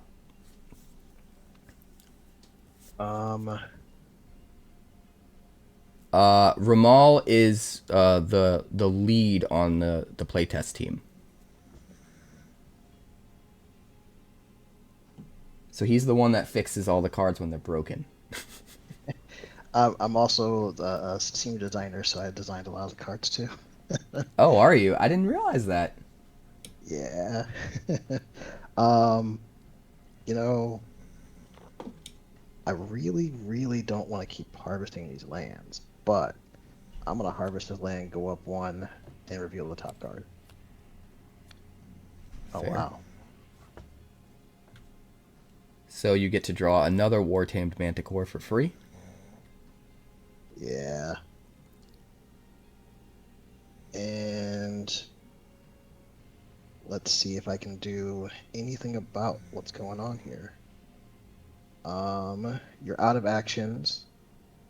But I have But- all the energy in the world. All the energy in the world and a bunch of tap free stuff, man. It's kind of crazy. I guess I will play this man. I don't want to do it, but I'll play him here. Sir On arrival. Reynard. 3 power. On arrival, put a protector counter on this. When a stone would be seized in battle against a protector, you remove a protector counter instead. Well, now you're really doubling down on wanting to take that stone in Realm 2. And you have an action left, right? Yes, I do. So, he's got a total of 9 power. No, you have 12 power, correct? 12, yes. And we have 7, but it's technically 9 on defense because of Koiscale's ability. Gets a +2 on defense. So we need 3 more power there, or else he's going to attack in and take this stone in Realm 2. So we are going to use that tap free ability. It is a little bit risky because if we don't find a wonder with cost 2 or less, it whiffs. But we're going to use this tap free ability. We have no actions left, but since it's a tap free, it doesn't use an action. So he's forced to pass back to us in between each actions. So we can tap free, use the ability, seek 3, a wonder with cost 2 or less, and when it arrives, we can portal it to an adjacent realm. So, how do we seek 3? Pull 3 off the top, lay them in the middle. 1, 2, 3. Select all 3 and then hit F. Oh, look at that. So we got a land, another land, and a Koiscale. Perfect. So, we get to portal it to any adjacent realm. So, the way that the cat works is if he had an on arrival ability, it would trigger in 1, and then you would have the option of portaling it or keeping it in 1. Okay, so no matter what, it comes into Realm 1 first with Rylan's ability. And then we decide if we want to portal it, which in Magic terms is basically like exile and then return to the battlefield. Except in this game, we get to portal to an adjacent realm. So, Koiscale comes into play. We don't have an on-play ability, an arrival ability. So we don't have anything to trigger, but we still portal it to Realm 2. So now we have 2 Koiscales.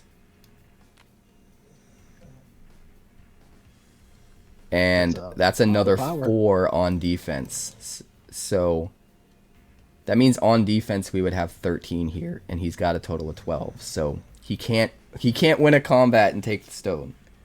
And then these cards, do they get buried? Yes. All right, so F, put you there, and then we pick up the whole deck, move it on top, and then pick up the whole deck again and bring it back. There you go. Pass to you. Rylan coming in clutch. It worked out. I wasn't sure if I should use Rylan's tap free or if I should use the Wave-Whisper Bay's tap free to gain an action. But the problem is that's going to take a whole nother turn. Right. And you don't want to risk that. So we'd have to tap this, gain an action, pass back to you, and give you the opportunity to attack before being able to use that action. So Rylan was the best possible fix. Well, I think the smart move for me at this point is to play another land. It's a lot of lands. Horde 3, whenever a dragon you control arrives here, it gets +2 this round. You have Horde 3 if you control 3 or more stones. That's pretty good. That's pretty good. I'm a far cry from holding 3 stones though.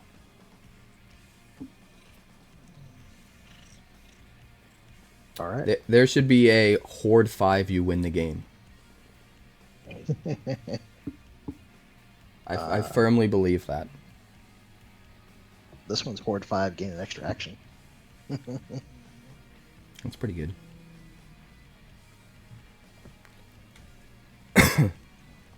Alright, so you're out of actions. Passing to me.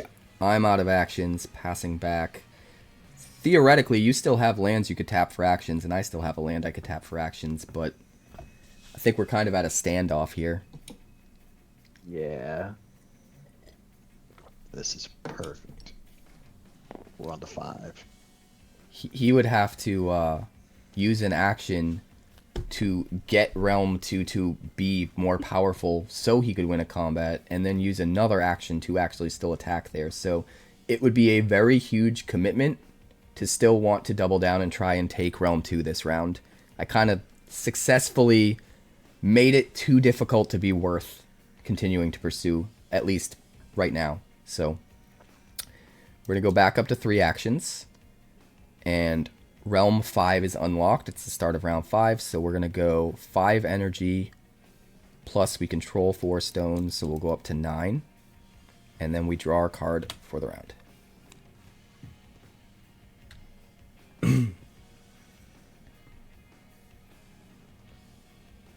Nice.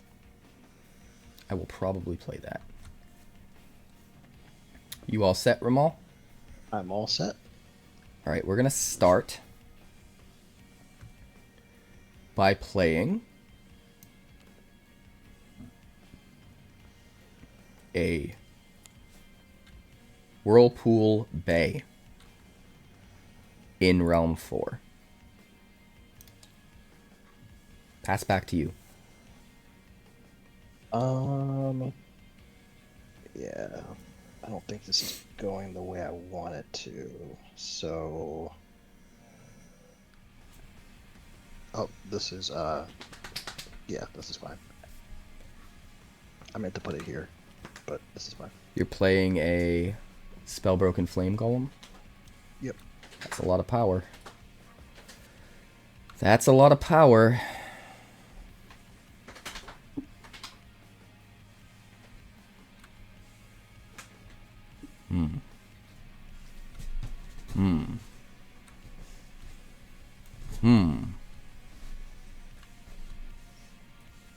Why is it that we always seem to have the perfect answer to everything you do?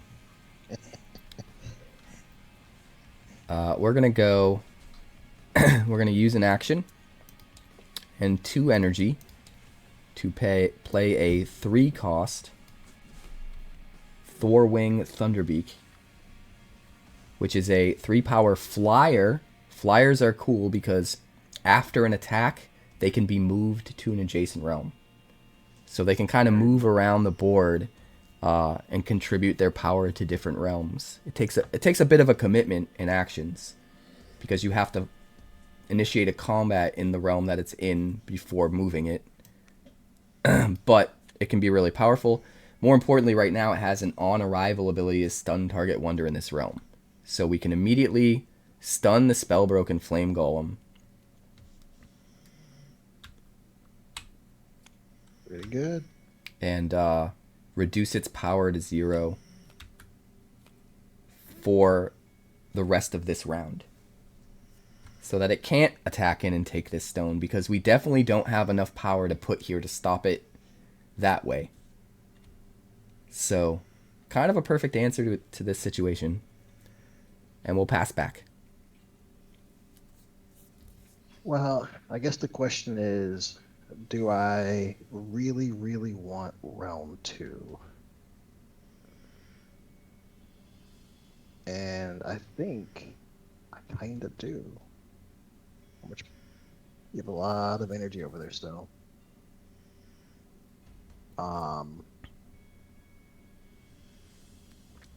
Well, you definitely have to take stones somewhere, so I think it makes sense to try to leverage whichever realm is going to take the least amount of push to make it happen.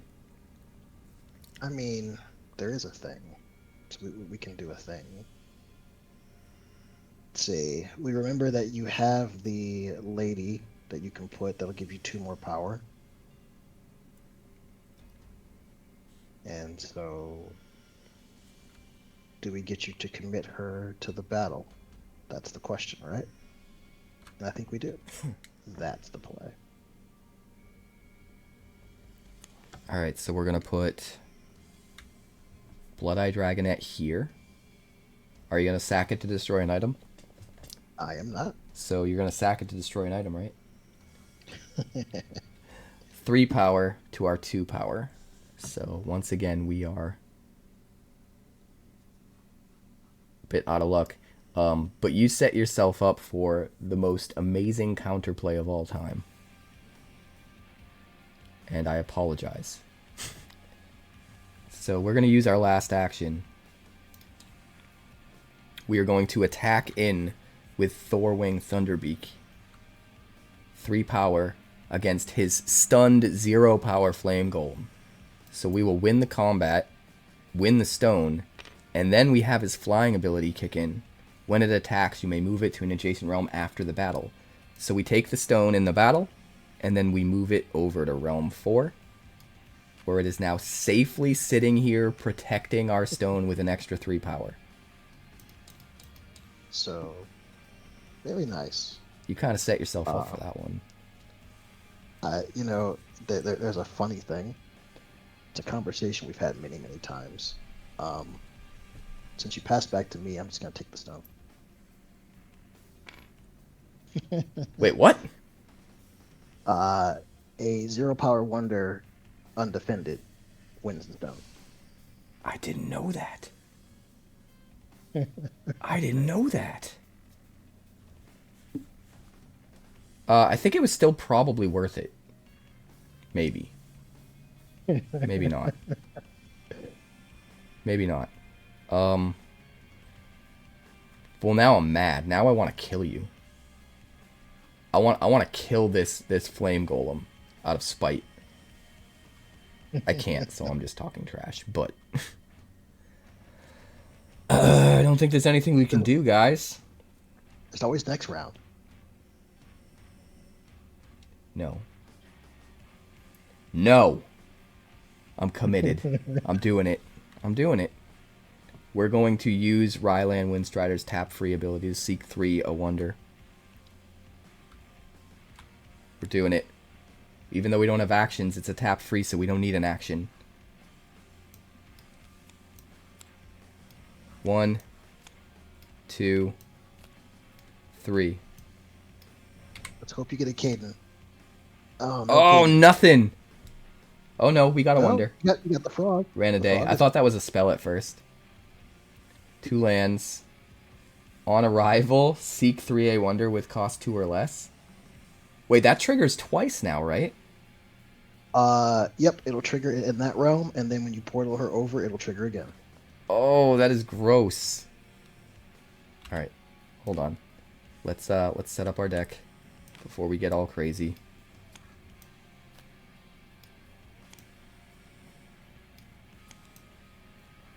Put that back. Alright, so she comes in here.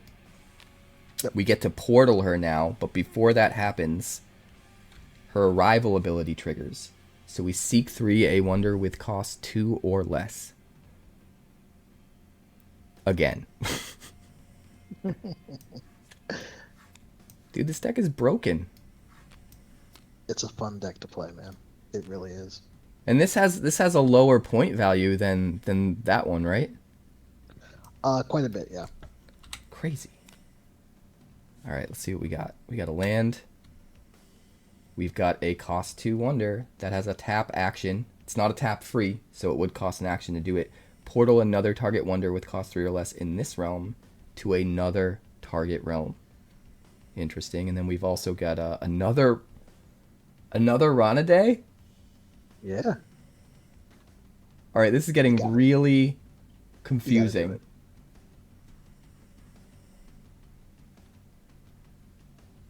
All right, so we take the other Ranidae. For sure. But what order does everything happen in? So, since she just entered, you trigger her arrival now. So you got to trigger her arrival before you can do the portal that you have waiting. So we're still waiting for the portaling. Yep. So there is sort of a stack in this game. It just sort of, yeah. very rarely ever comes up. Typically, you order all the triggers because they all happen at the same time. But when it triggers something, that trigger has to happen before you can continue. So it is a first in, last out. It's just very rarely ever actually comes up. Except when you play a Seek deck. I kind of love it. I'm going to be honest. Let's put the deck back here. So we're going to trigger... We still have a portal ability to use. But we're going to trigger Ranidae here and Seek 3 Wonder with cost 2 or less again. So 1, 2, 3.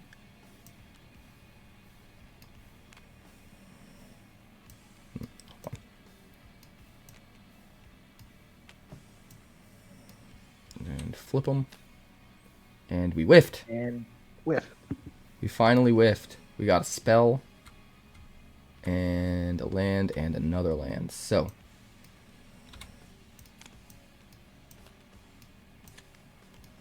I'm getting better at, like, controlling the board.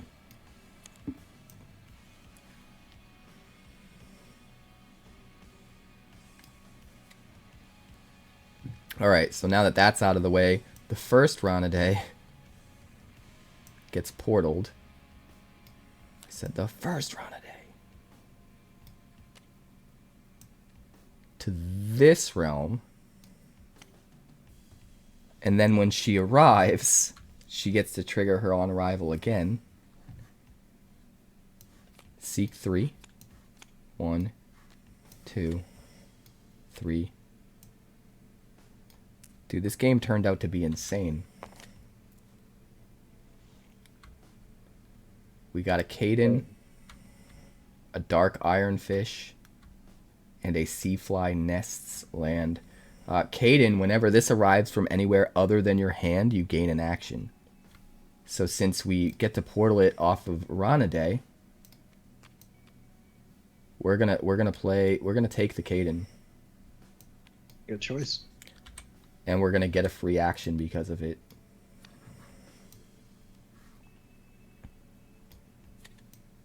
Which is kind of perfect, because I was going to tap our one land over here to get an action so that I could attack this turn.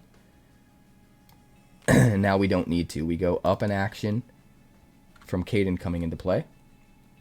That gives us a total of 3 power in this realm. And we have to pass back to Ramal now, but we do have an action. Pretty slick. I'm actually just going to pass back to you, sir. Alright, we're going to attack here. Since your Flame Golem is still stunned, it's still technically round 5. We will win the stone back. Look at that. That'll use that last action that we got from Caden. And that's it. Pass back to you. I will also pass, and we'll head off to the next round. Alright, the end of round 5. So it's the start of round 6. The 6th stone will be up for grabs. We go back up to 3 actions. Whew. I have a whole lot of energy. 6 plus 5. So 11.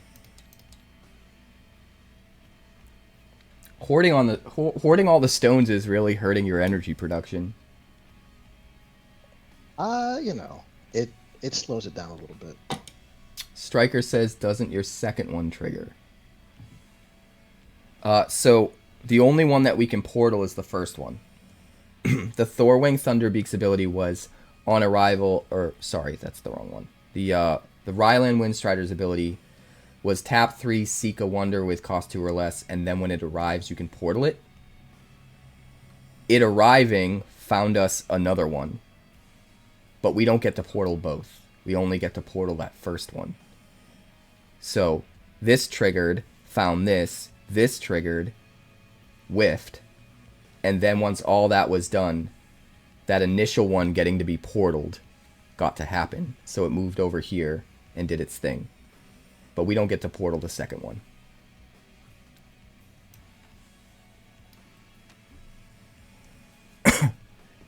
All right. Start of realm round 6. Where's the stone? There it is. Do you have a specific order you like to do the colors?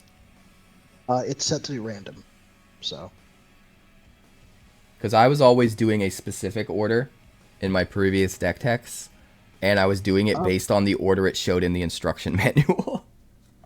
That was the original order of the orbitals, and that's how like a lot of the original test videos show the stones being laid out.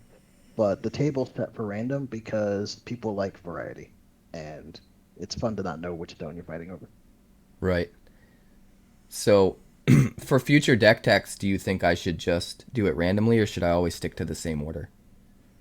I think whatever you like best. If you like the orbital color, which is similar to like the Magic WooBurg, you could do that. But right. I like random.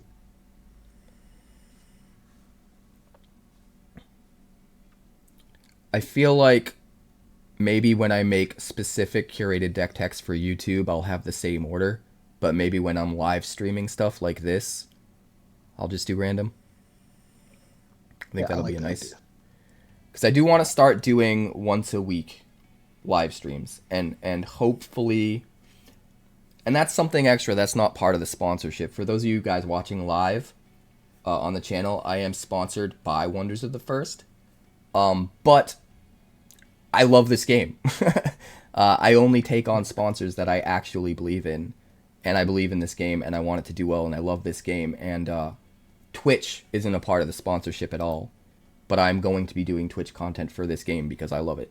So I would like to start once a week dedicating one of my streams to Wonders of the First. And hopefully you guys will start to get involved. If anybody watching wants to start playing this on Tabletop Simulator, wants to be an opponent during any of those streams, and maybe occasionally make it onto a YouTube video. Most of my YouTube videos are going to be physical games with the physical cards, but every now and then we might slot in a Tabletop Simulator one. So if you want to be a part of that, definitely let me know. But let's get back to the game. We draw our card for the round. You probably already did. Yep. And we got ourselves... Man, too many portal abilities. I think I'm gonna lose track of everything. It's so complicated. Let me make sure all my numbers are correct. We've got a 2 power, a 3 power, a 1 power. Alright, everything looks good. You gonna put some more defense over here? Thinking about it. We need an extra 4, right? Yep.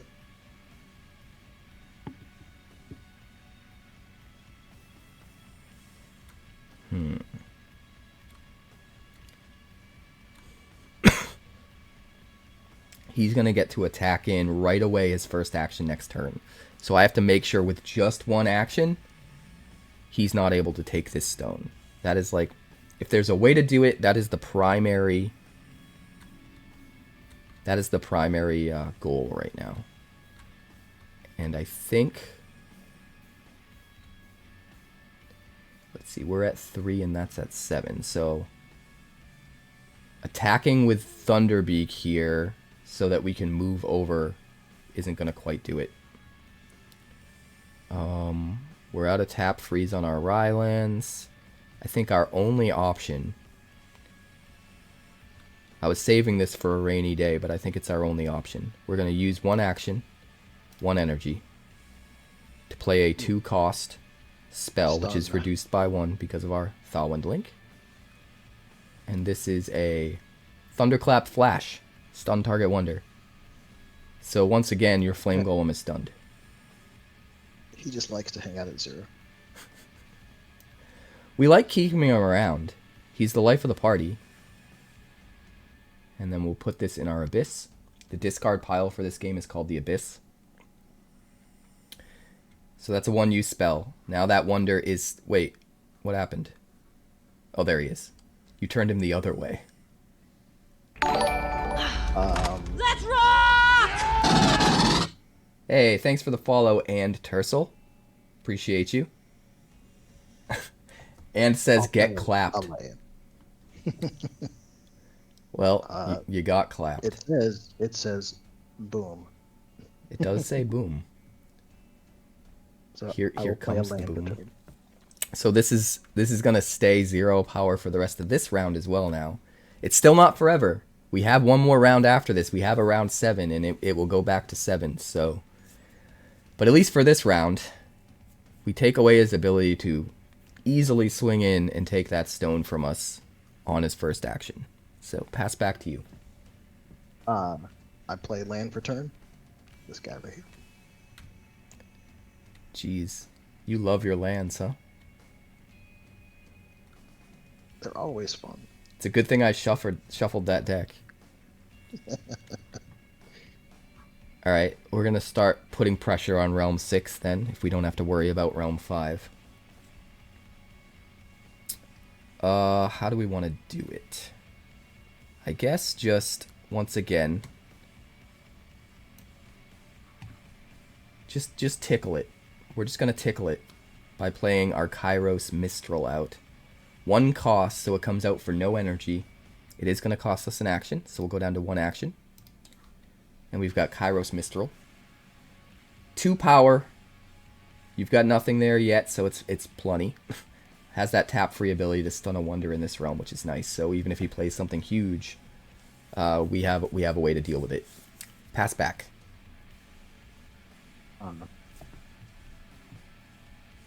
Wow. Yeah, that tap-free stun would be rough. Why is this deck broken? I designed it. Let's see. I guess I should be an adult and harvest. That's what I'm gonna do. You're going to harvest? I'll harvest 1 and go up 3. You get any extra abilities on that when Nope. harvesting? Nope. Okay. Yeah, we're definitely getting low on actions. We're going to have to use our last action to attack in Realm 6 with the Mistral. We kind of have to use this window of him not having a defender there and take advantage of it. So we're going to attack here with our lowly 2 power against your 0 and take that stone. But we are out of actions. The one thing I want to point out, guys, is this looks super one-sided right now. It's not as one-sided as it looks, because he's been hoarding lands, which are going to give him a ton of extra actions in these last 2 rounds of the game. And it doesn't matter if you've had the stones for the whole game. All that matters is who has them at the end. So he could easily just like go completely ham with a bunch of extra actions, take everything back, and I don't have nearly as many actions to respond with. So I need to try to get as ahead as possible to make up for just probably how insane he's going to be coming at me these last couple rounds. Oh man, this is gonna be rough for me, I think. So let's start with that. I'm gonna play the Manticore here for 5.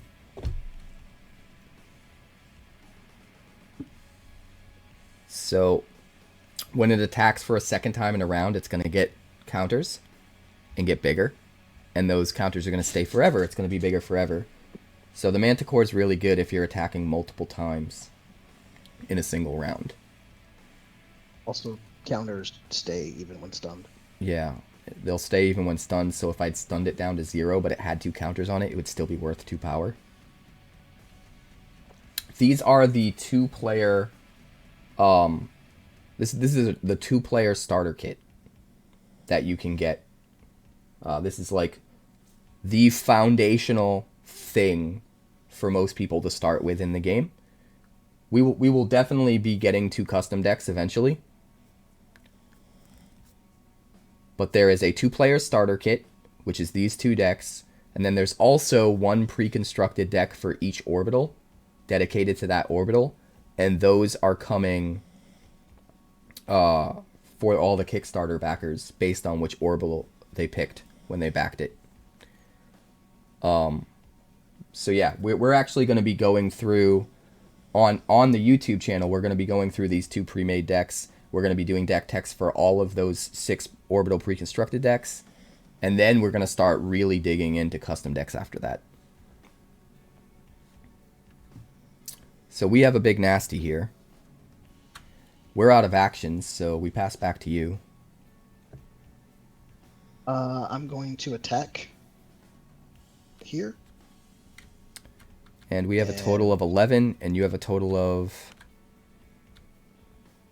13. 13. Yep. I'll have 15 because I gained the +2.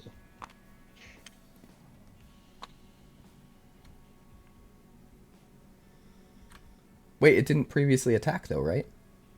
Oh wait, that's right. Cheater. I'll just get that. Ramal's over here trying to cheat. I'll just get these ready for you. It's fine. Just errata the card and change it. You have the power. Just on attack, it gets it. It doesn't have to be the second time. It's fine. So I'll take that stone, and we will fly to here. Ballsy. Yeah, he's gonna start taking everything. We have like very limited ways to get actions. So that puts you at, I need to do some math here. You're at 7. And then over here you're at 12. We got 3, 6. Nope. So it's 12 15. plus this guy. Oh shit. Hold on. 18. 18. Right. Good lord. Alright, he's taking everything back. He's taking everything back. What do we do, guys? You can harvest. Just harvest that land right there.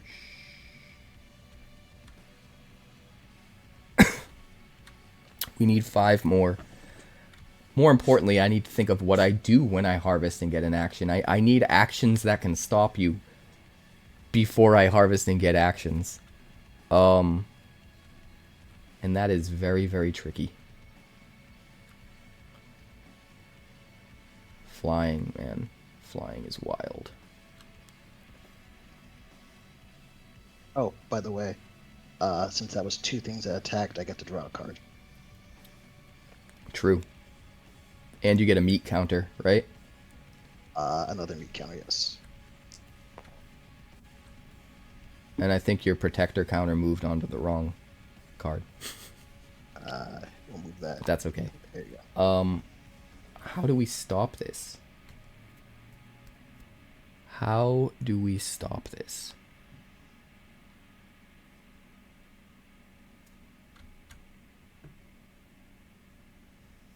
I don't know if we do. We definitely have to do something. Worst case scenario, we make a play on realm 1, and that forces him to stop going down the line and taking even more realms and having to like backtrack. So I think we stem the bleeding. We damage control by making sure we can try and get him to come back and focus on realm 1. So what we're gonna do is we're gonna tap the Whirlpool Bay as a tap free to gain an action. Right. We're gonna harvest it. And we reveal the top card of our deck. If it's Thalwind, we draw it. Otherwise, bury it.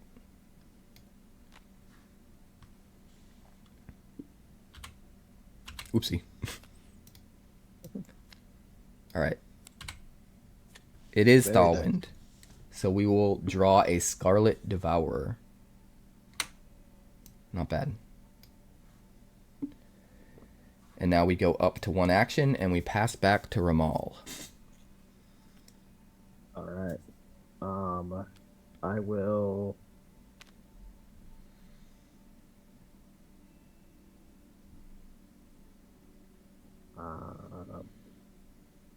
Sure. I will attack and fly.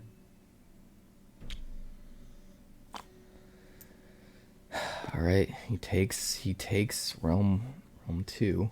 And now the Manticore is an 8 power because of the 2 counters.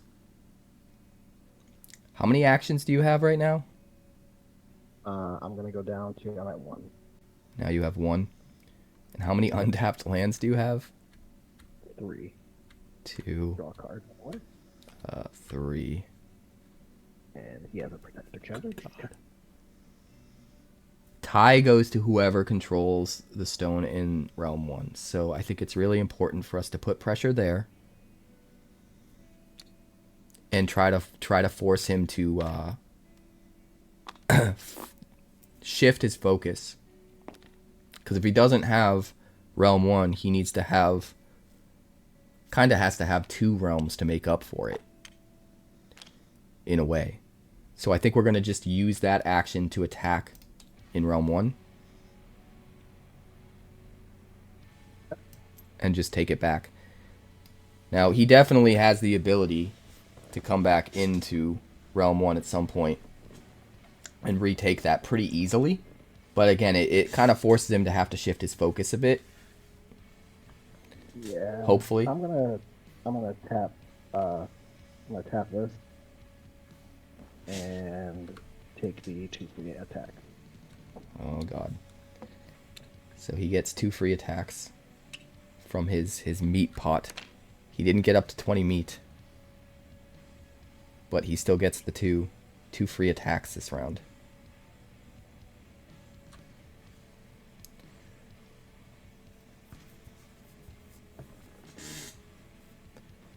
Let's see. You can harvest. You got 1 more land left over there. Now, when the Manticore attacks, it's going to get an extra counter, 2 counters right away, and it'll count towards that attack, right? Correct. So this will be a 10.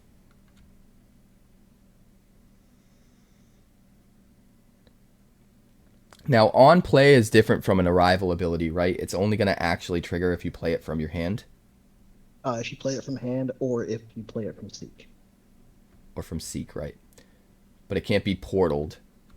Whereas on arrival is just when something arrives on the board, and that will trigger if it's portaled. So, different terminology. We have to get really, really clever. And I'm not 100% sure how to do it.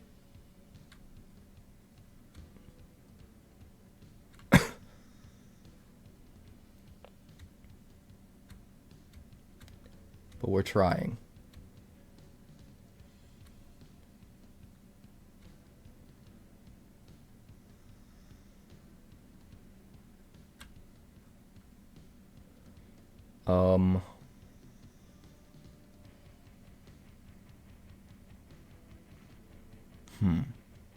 That flying is such a pain.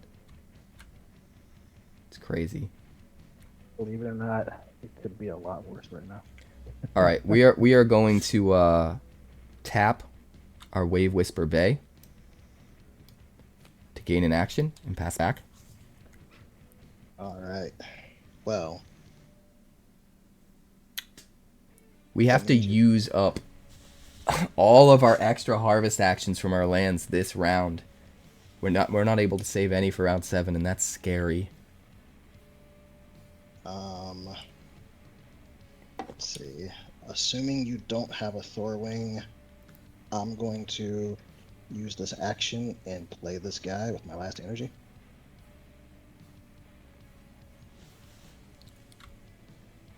On arrival, put a protector counter. And what's your total power there right now? 6, 8, 11.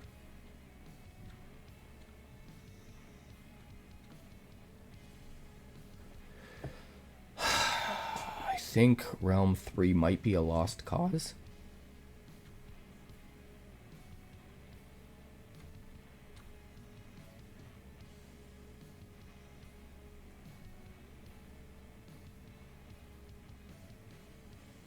I think our best bet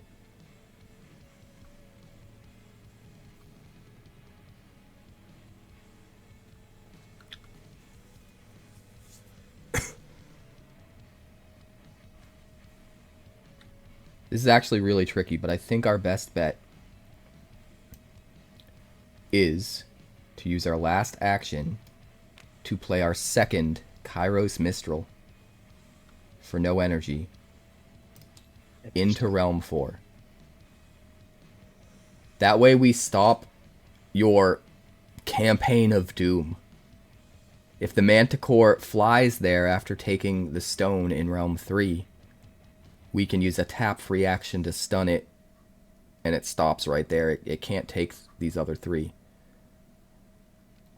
Which just forces him to have to kind of double back and focus on Realm 1, hopefully. That's our best bet. That's all I got. Well,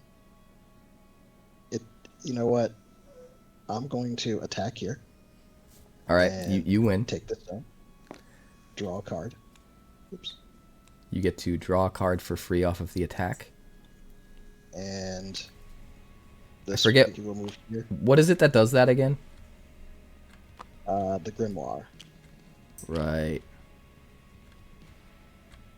And so he's at...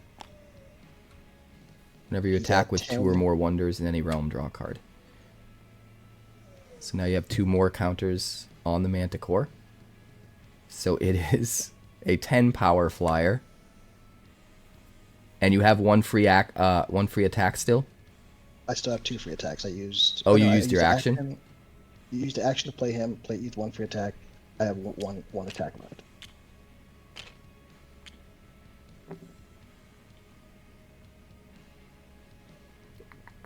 So yeah, we're gonna have to tap free. It still might be enough though, right? 3. It's gonna get another 2, so it's gonna go up. It'll be 6 power even if we stun it, which will be 9. And we are 2, 5, 6. We're only 8. So that's actually a waste. I miscalculated! I miscalculated, guys. That's depressing. What do we do? Well, we can't really do anything. Except for tap freeze, and that's not going to do anything. So I guess we stop wasting our actions and our abilities now, and we just let him do whatever the heck he wants. Pass back. I'm going to attack. And we can't stop it. 2 more counters. He's getting kind of big over here. Crazy. Crazy. So I'll take that stone. And you'll have a chance to get it back, don't worry. Because I'm going to fly this guy over here. Are you out of actions yet? I am out of actions, but I got these 3 lands, so it's back to you. Do you have anything you'd like to do, sir? Did that use your last free attack counter, or? Yep. Okay. Free attacks are gone, actions are gone, just got these 3 lands. That is a problem. I don't know if we have any way. I don't know if we have any way of shutting him down.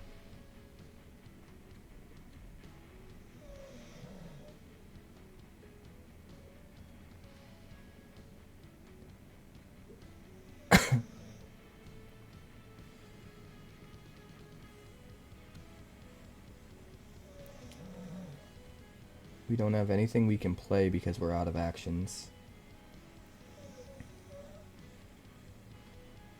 Yeah, I got nothing, man.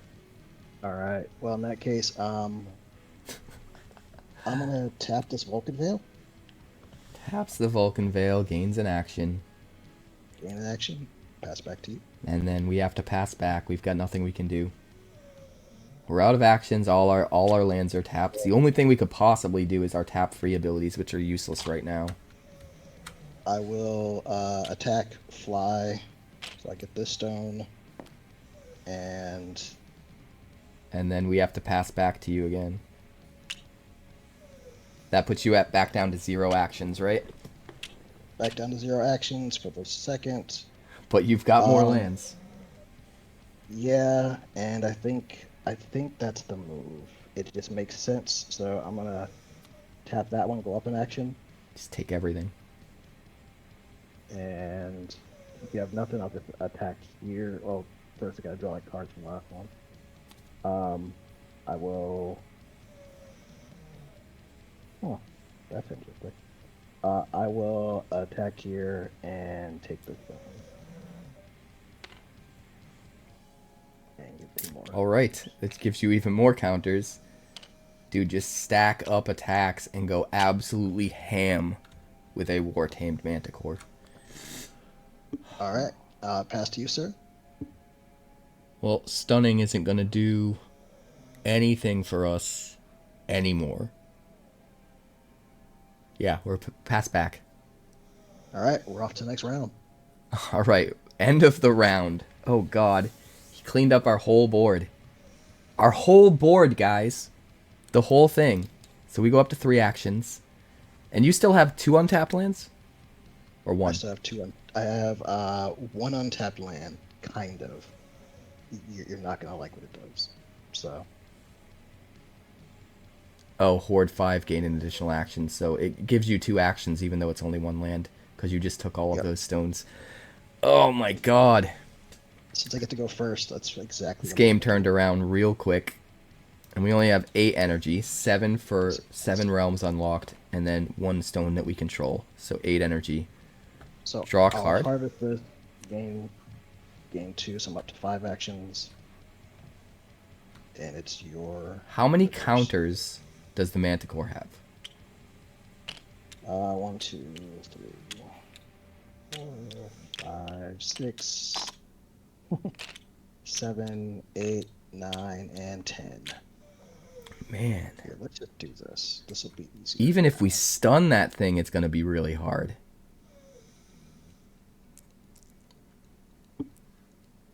Alright, so round 7. The 7th realm is unlocked. The 7th stone is up for grabs. Let's get that sucker out there. Where is the last stone? There it is. There it is. And he's very quickly going to just move this thing in there and take it, I'm pretty sure. Although it would take him 2 actions, it might just be better for him to play a new wonder into Realm 7 and try to take it that way. So he gets to go first, because he's the last person to claim a stone. And I harvest that land. Oh, you already... That's what you're doing with your first action? Yep, so I'm going to go up to 5. Okay. How do we start taking the power back? 7. I left you an opening. Because I could have done a thing. It would have been just frustrating. You could have done a thing? Yeah. There's a frustrating thing that I can do right now. And it's better to just do it this way.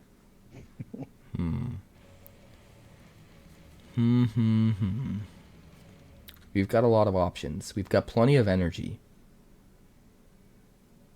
The problem is we need to attack.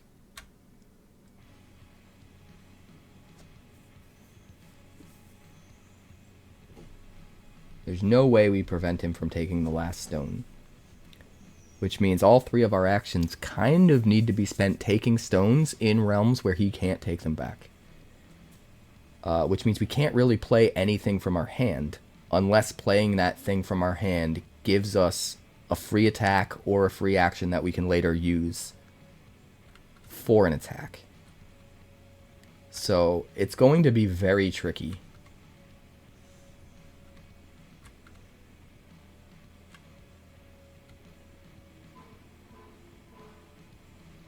I think our only possibility here.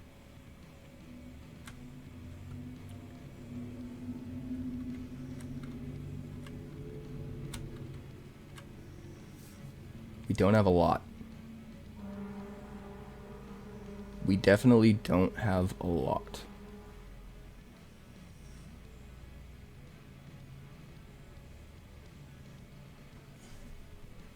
All right, here's what we're gonna do. We're gonna start with a tap-free ability. Use this guy. Gonna stun me? Now, this might not have a huge effect because of all the counters, but it does do two important things for us. It lets us stall the game out a little bit. The longer we take to make our key decisions, the better. Because once we've made all of our key decisions, we're at the mercy of the rest of his actions. So if we can kind of waste actions a little bit here, and sort of push off our important decisions till later in the round, we'll have more information and be able to make them easier. And it also does, you know, reduce this by 6 power, which could... you know, could end up mattering at some point later on. It probably won't. So that's what we're going to do. We're going to tap free, we're going to stun your Manticore, and we're going to pass the turn. You know what? Let's just do a thing. I'll pay 3 and I'll lock it away. Locking away with the Dwarven Vault. Fair enough. And Dwarven let's Vault see is if that nuts. baits out that arcane grasp that you have over there. What are you doing? I said, let's see if that can bait out that arcane grasp you have sitting in your hand over there. What are you talking about? I don't got an Arcane Grasp. I have no idea.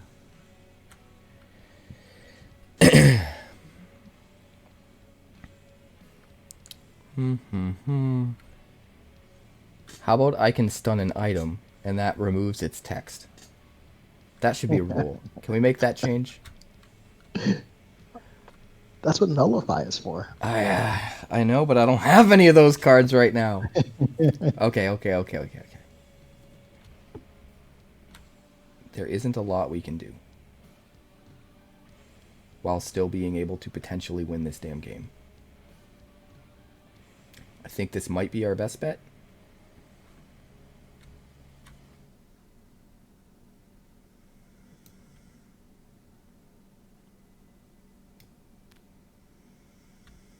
It's going to take 2 energy and 1 action.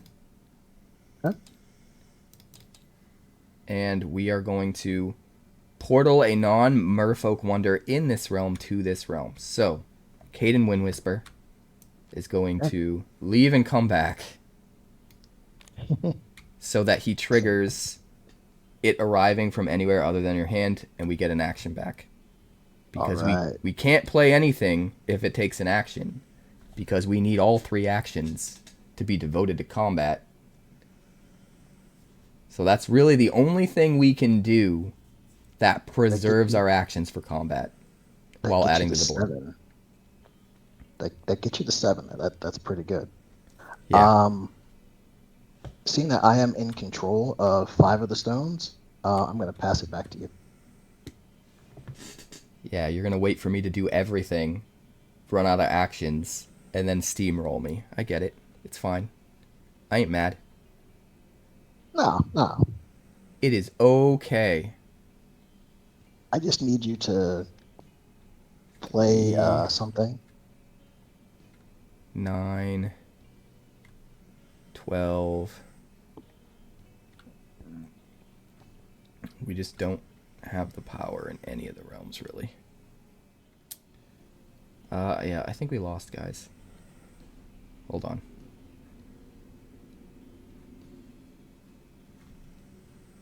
We're going to attack.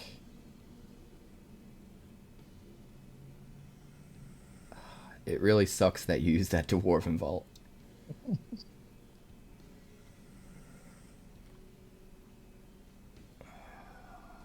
I guess we kind of have to commit some actions, huh? guess we kind of have to.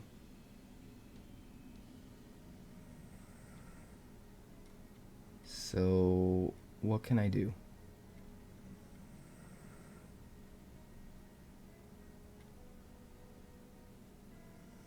I guess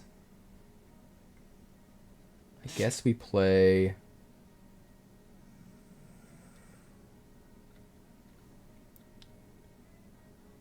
Ugh, this feels so bad, guys. This feels so bad. I think we need to re-trigger Ranidae. I don't know how we do that. Alright, it's fine. Scarlet Devourer. Oh, wow. Very nice.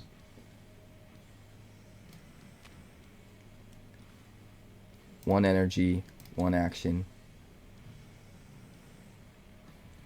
And we return Ranidae to our hand. So that's going to give us 11 power in Realm 5. That's a lot of While power. also giving us a Ranidae to replay. See, the thing about Ranidae is if we get lucky with Ranidae's ability and we find a wonder that can get us actions or get us tap-free abilities that can help us get to where we need to in certain realms, that could be maybe, possibly, the one way we can overcome being on the back foot here. And so setting up the ability to do that while also ensuring that we have higher power than what his Realm 5 is right now is kind of our best bet. It's still not looking good, but it's something. I'll just play this guy over here. Of course you will. Power 6, on arrival, gain a free attack. Now, that doesn't mean that you get to attack right now for free, right? You just get a free attack. I just get a free attack. And he gains 10 because I have 5. So. +2 for each stone you control.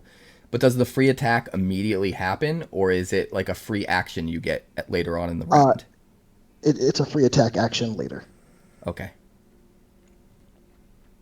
So 7 plus 16. Damn. Yeah. We lose. Guys, how are we supposed to do this? That's 23. I can get up to 20.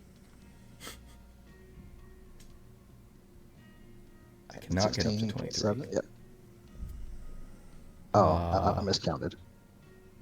24. Oh, even better.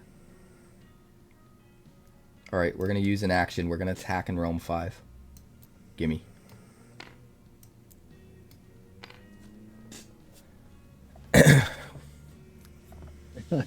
We've got no chance. Yeah. That's,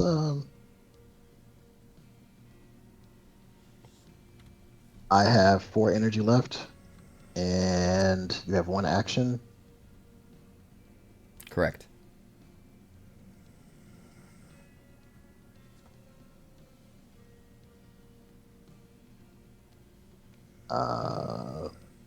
I'll play this here for 1. Sounds 1 action good. and the rest of my energy.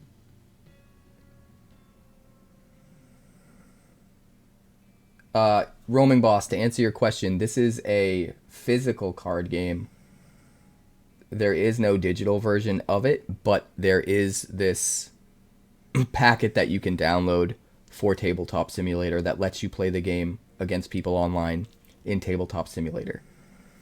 And honestly, it's kind of better than I expected. It's, you know, it's not as much as crazy as a, you know, dedicated digital client would be, but you can still do a lot more with this than I expected. So I'm pretty happy with it, to be honest. What can you possibly do with this last action? Wouldn't you like to know?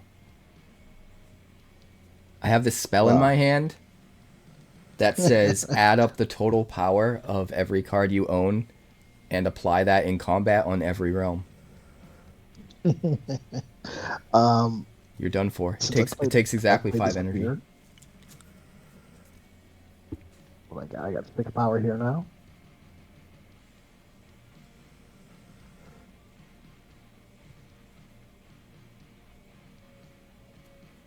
It is your go, sir.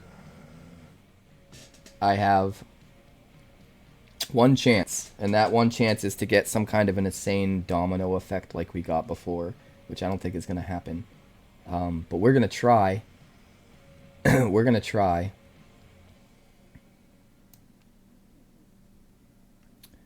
So we're going to go use our last action to play Ranidae. All right. Over here, which is going to cost us 0 energy because we have the link. On arrival, seek 3 a wonder with cost 2 or less. 2 or less. 2 or less. Could this be it? Probably. Is this what you needed? Oh, look at that. Sylvari Oceanbreaker. Thorwing Thunderbeak. That costs 3 though. Ah. So we get Sylvari, and that's pretty much it. Yeah. That boosts our power here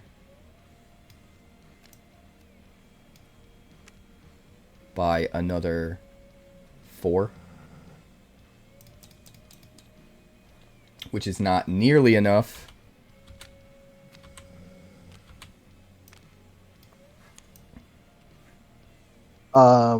I'll attack here and take that stone, draw my card. That was my free attack. Wow. Yeah. He's got Realm 4 locked down with the Vault, so that's the one place we could be able to attack and win, and we can't take stones there. So we're completely locked out. Can't take back Realm 6 because of the Manticore. Honestly, can't do anything. Can't do anything, guys. We are donezo. We don't even have any actions. We don't even have any actions. That's it. No it's actions? Over. We're gonna tap free a Kairos Mistral to shut down your Dragonet in a realm that we can't attack and take the stone in anyway. So there's a thing, and like I said, I didn't do it because it was rude. But we'll do it now because it's fun. Oh God. So we use. No, actually, we won't do it. We'll just attack and take the stone. It'll be smart. And then back to you, sir. I got nothing. I am 100% tapped out of all actions ever for the history of time. Yep. And with that, we draw our final card and call it a game. Wait, you mean you're using your last action to draw a card? Yep. So what you're telling me is you couldn't successfully take Realm 5. You know... Yes, baby! We successfully held a stone. Wow. Wow. Can't believe you. I'm so disappointed in you that you couldn't get them all. You're a disappointment, Ramal. One more action. One more action? I'll show you one more action.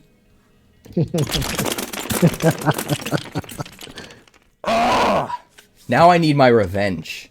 Now I need my revenge, Ramal. I'm coming for you.